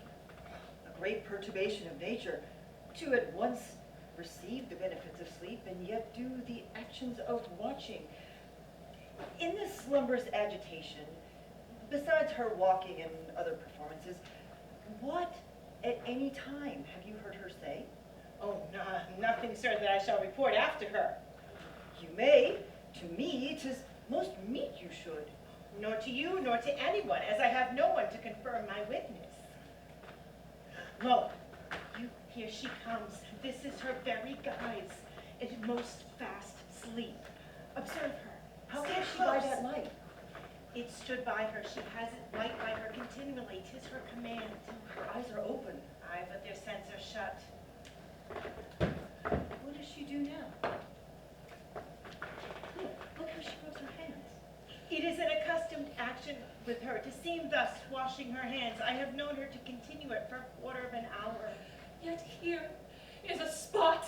Hark, she speaks. I'll set down what comes from her to satisfy my remembrance more strongly. Out, damned spot! Out, I say! What? Do. Why then, 'tis time to do it. Hell is murky. Fie, my lord, fie! knows it when none can call our power to question. Yet who'd have thought the old man to have so much blood in him? Did you mark? This ain't a fight had a wife. And where is she now? What? Will these hands never be clean? No more of that, my lord, no more of that. You are all with this starting. Go to, you have heard what you should not. She has spoke what she should not. Upon my life, heaven knows what she has known. Yet here still is the smell of blood. All of the perfumes of Arabia will not sweeten this little hand. Oh, oh, oh! Oh, such a sigh comes from her. The heart is sorely charged. I would not have such a heart in my bosom for the dignity of the whole body. Go.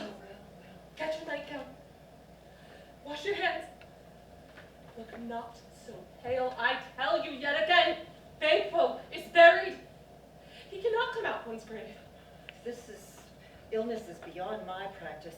I have known those who have walked in their sleep and yet died wholly in their beds. To bed. To bed. So. There is a knocking at the gate. Come, come, come, come. What's done cannot be undone. To bed. To bed. To bed. To bed. Will she go now? Directly. Foul whisperings are abroad. Unnatural deeds lead to unnatural troubles. The infected mind to its deaf pillows will disclose its secrets. She is more in need of the divine than the physician. Oh, God. God help us all. Go to her. Remove from her all means of annoyances, yet keep eyes upon her. So, good night. My mind she has mated and amazed my sight. I think I dare not speak. Good night, good doctor.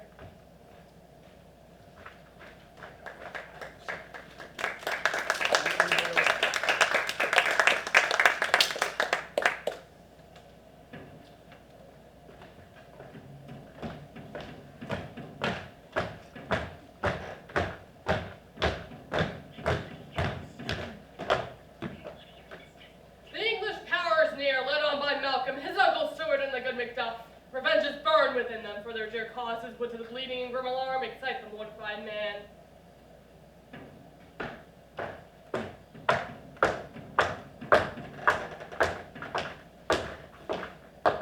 Near Burnham Wood shall we will meet them. That way they are coming.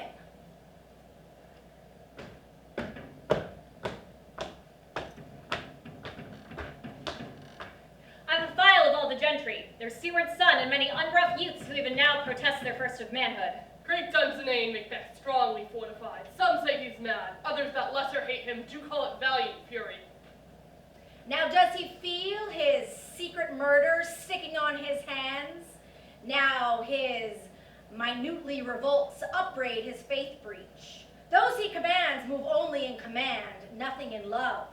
Now does he feel his title hang loose about him like a giant's robe upon a dwarfish thief? Who then shall blame his pestered senses to recoil and start when all that is within him does condemn itself for being there? Well, march we on to go obedient to where 'tis truly owed. Meet we the medicine of the sickly wheel, and with him pour we in our country to purge each drop of us. Or so much as in need, do the sovereign flower and drown the weeds. Make we our march towards Burnham.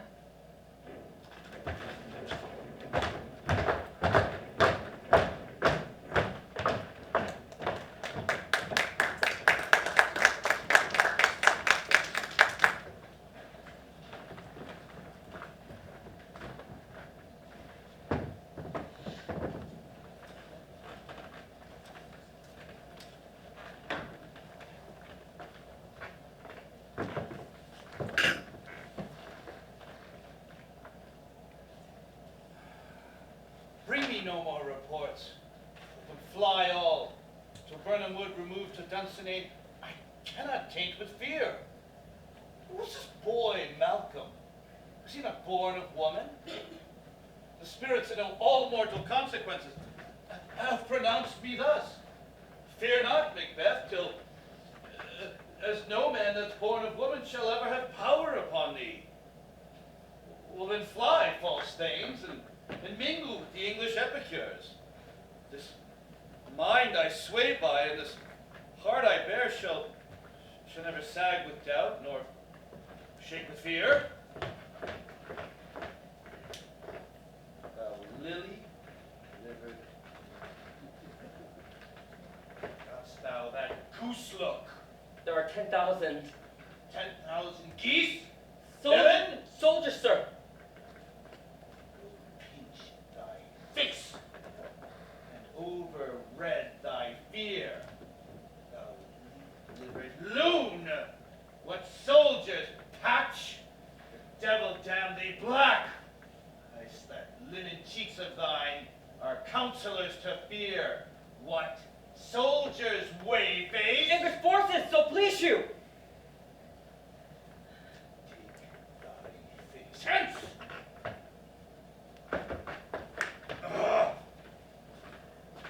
Satan!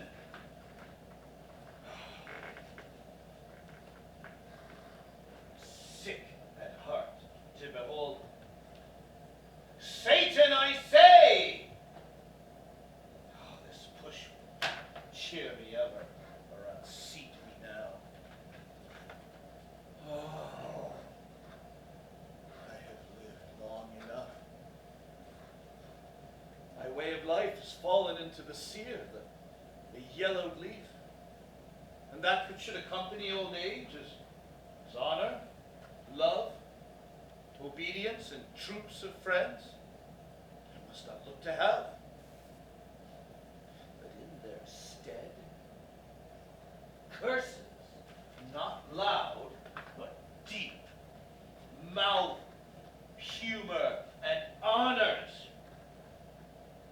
Words the poor heart would fain deny, and dare not.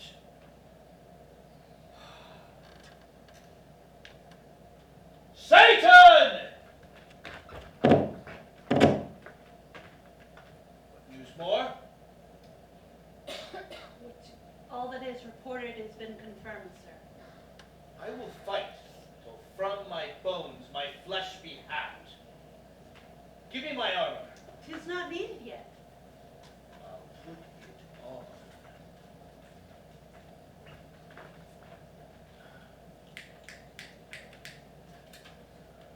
Send out more horses. Scur the country round. Hang those that talk of fear. How does our patient, doctor? Not so sick, my lord, as troubled by thick coming fancies that keep her from her rest. Cure her, then. Canst thou not minister to the mind disease?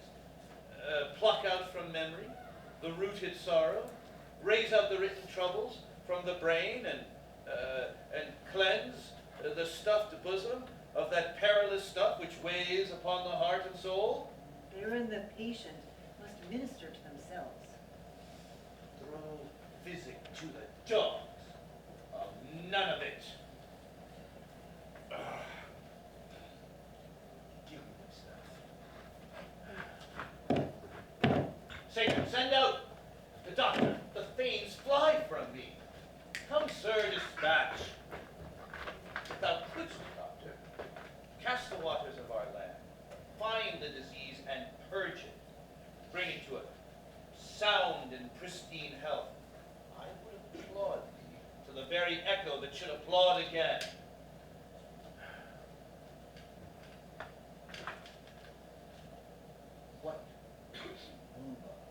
What senna, what purgative drug would scour these English heads?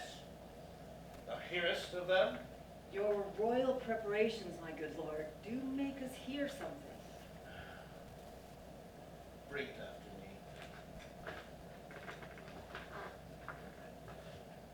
I will not fear of death and bane till Burnham Forest remove to Duncan's.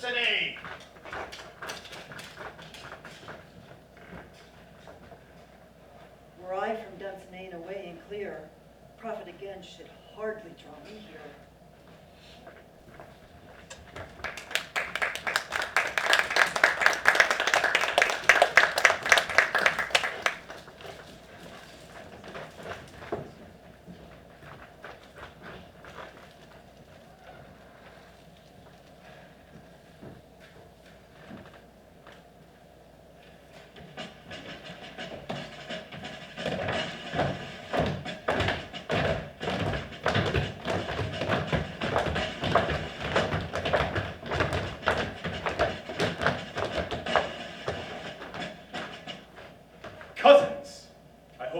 are near at hand, the chambers may be safe. We doubt nothing. What wood is this? The wood of Burnham. Let every soldier hew him down a bow and bear down upon it. Thereby shall we shadow the numbers of our hosts and make discovery, or in report of us. It shall be done! We learn that no other but the confident tyrant keeps still in Duncan's, and we endure our setting down before it. 'Tis his main hope, for where there's advantage to be given, both more and less have given him the revolt, and none serve with him other than constrained things, whose hearts are absent too. Let our just censures attend the true event, and put we on industrious soldiership. The time approaches that will with due decision make us know what we shall say we have and what we owe. Thoughts speculative, their unsure hopes relate, but certain issue strokes must arbitrate. Towards which advance the war!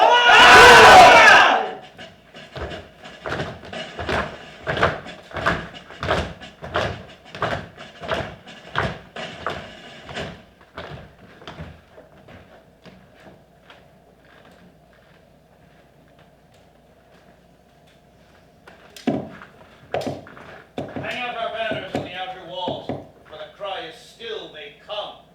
Our castle's strength will lap a siege to scorn. Here let them lie, till famine and ague eat them up. Were they not forced with those that should be ours, we would have met them, careful, beard to beard, and beat them back home. What was that?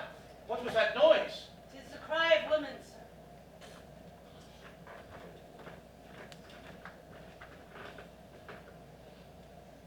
I had forgotten the taste of fear. There had been a time when my senses would have cooled to hear a night shriek, and my fell of hair would, the dismal treatise, rouse and stir, as if life were in it. I have sucked full with horrors, and despair, familiar with my slaughterous thoughts, cannot now start me.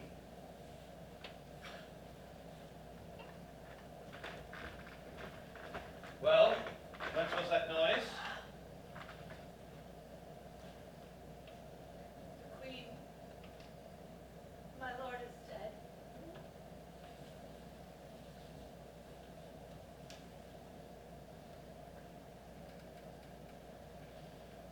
She should have died hereafter. There would have been a time for such a word.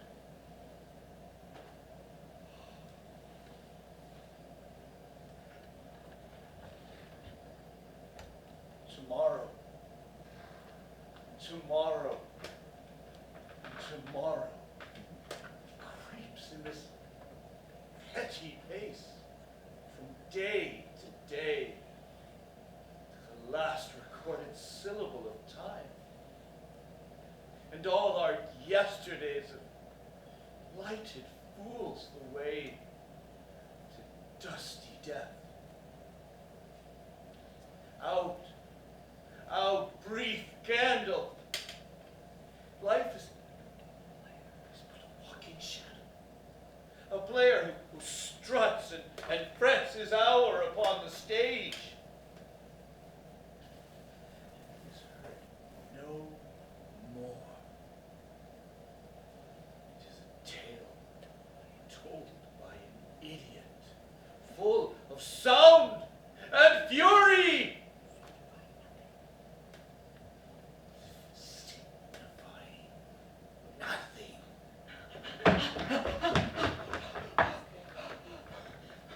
Thou comest to use thy tongue, thy story quickly. My lord, I shall report that which I say I saw, but know not how to do it.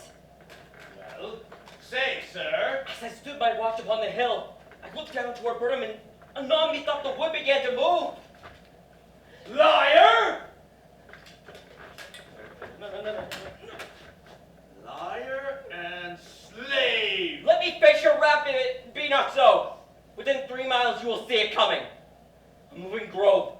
If thou speakest false, on the nearest tree shalt thou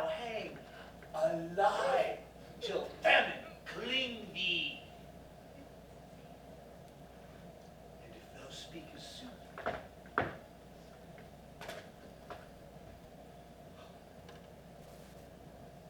Care not. Thou dost as much for me.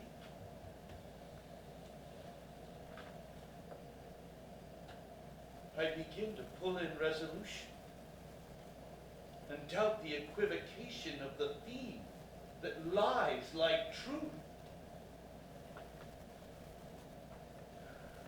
Fear not, Macbeth, till Burnham Forest removed to Dunsinane, and now the wood comes to Dunsinane!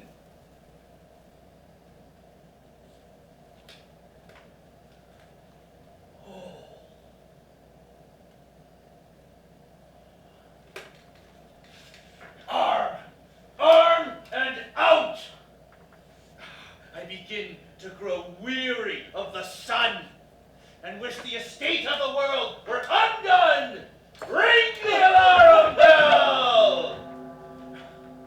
Come, wind, blow! Rat, at least we'll die with harness on our back! Ah!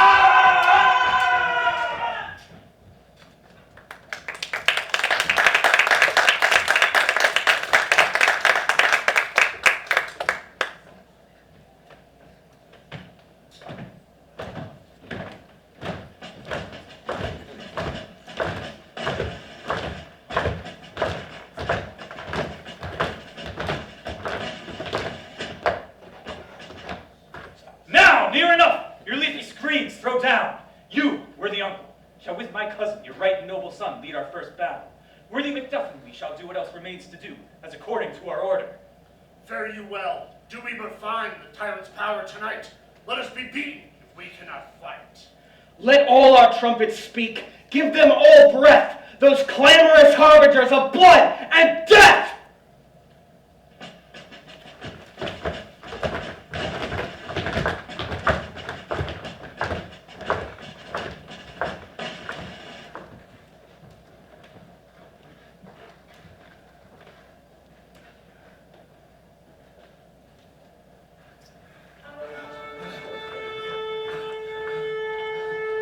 They have tied me to a stake.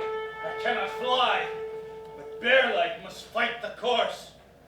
What's he that was not of woman born?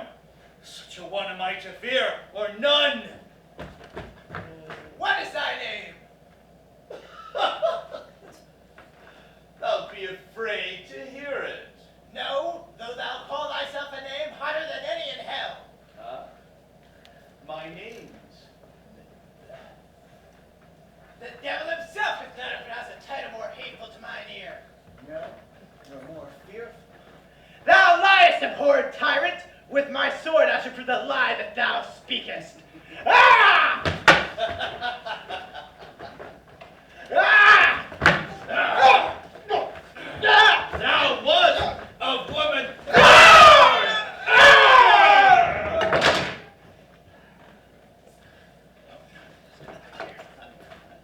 Swords I smile at, weapons laugh to scorn, brandished by man that was a woman born!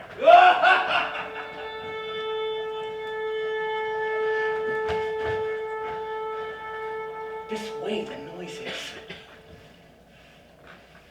Tyrant! Show thy face!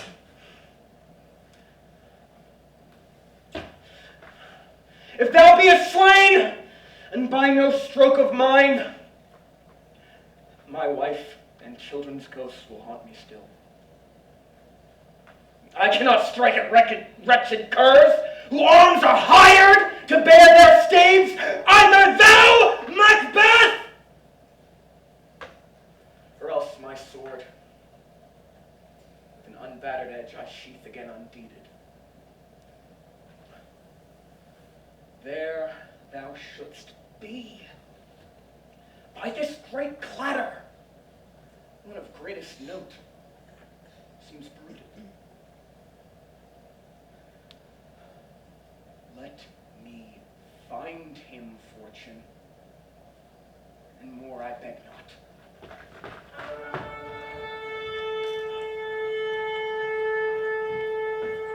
way, my lord. The castle is gently rendered. The tyrant's people on both sides do fight.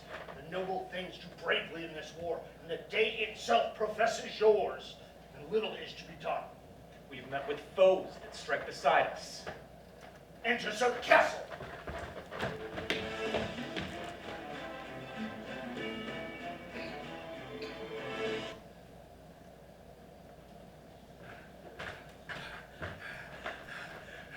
Why should I play the Roman fool and die on mine own sword? Whilst I see, lives, the gashes do better on them. Turn, hellhound. Turn! Of all men else I have avoided thee. Get thee back. My soul is too much charged with blood of thine already. I have no words. My voice is in my sword. Thou bloodier villain than tongues can give thee out! Thou Moses slave!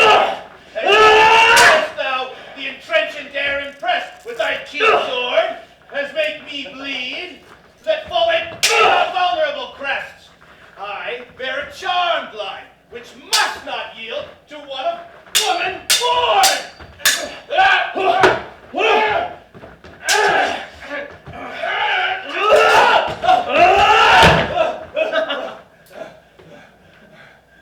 Despair thy charm, and let the angel whom thou still serve tell thee. Macduff was from his mother's womb, untimely ripped! Accursed be the tongue that tells me so, where it hath cowed my better man! And let these juggling fiends be no more believed. They palter with us in a double sense. The word of promise to our ears and break it to our hope. I will not fight thee!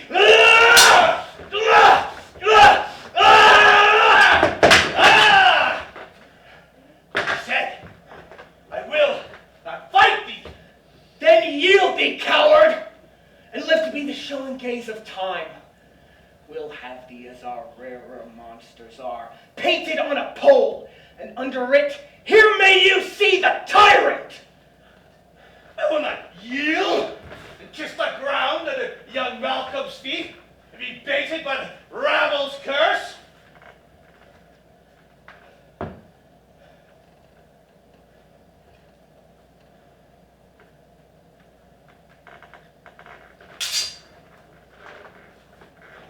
Would become the Dulcinea! And thou being opposed, yet not of woman born, I will try my last! Before my body, I throw my warlike shield! Lay on, Macduff, and damn be he that cries hold! Enough!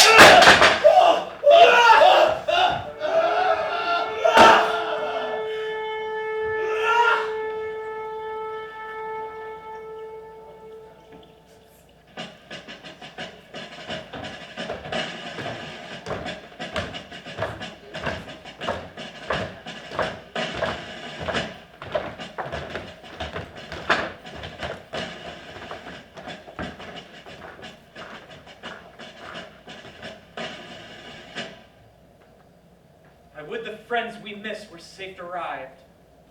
Some must go off, and by these I see, so great a day as this is cheaply bought. Macduff is missing, and your noble son. Your son, my lord, is paid a soldier's debt. He only lived but till he was a man, the which no sooner had his prowess confirmed in the unshrinking station where he fought, but like a man he died. Then he is dead? Ay, and brought off the field of battle, your cause of sorrow should not be measured by his worth, for then it hath no end. Had his hurts before? Aye, on the front. Why then, God's soldier be he. If I had as many sons as I have hairs, I would not wish a fairer death, so his knell is null. He's worth more sorrow, and that I'll spend for him. He's worth no more. They say he parted well and paid his score, so God be with him. Here comes newer comfort.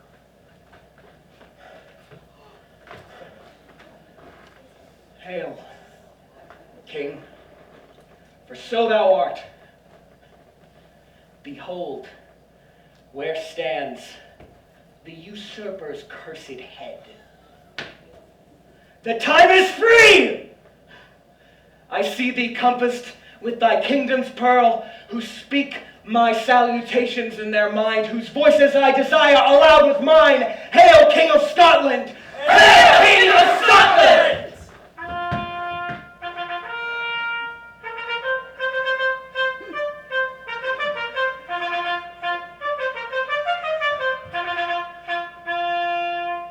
I will not spend a large expense of time before I reconcile your several loves and make us even with you. My thanes and kinsmen, henceforth be earls, the first that ever such an honor that Scotland has named. What's more to do, which shall be newly planted with the time, is calling home our exiled friends abroad, who fled the watchful snares of tyranny, producing forth the ministers of this dead butcher, and his fiend-like queen, who asked his thought by soft and violent hands took off her own life. This, and what needful else calls upon us, by the grace of grace, we will perform and measure time and place, thanks to all at once, and to each one, whom we invite to see us crowned and sconed.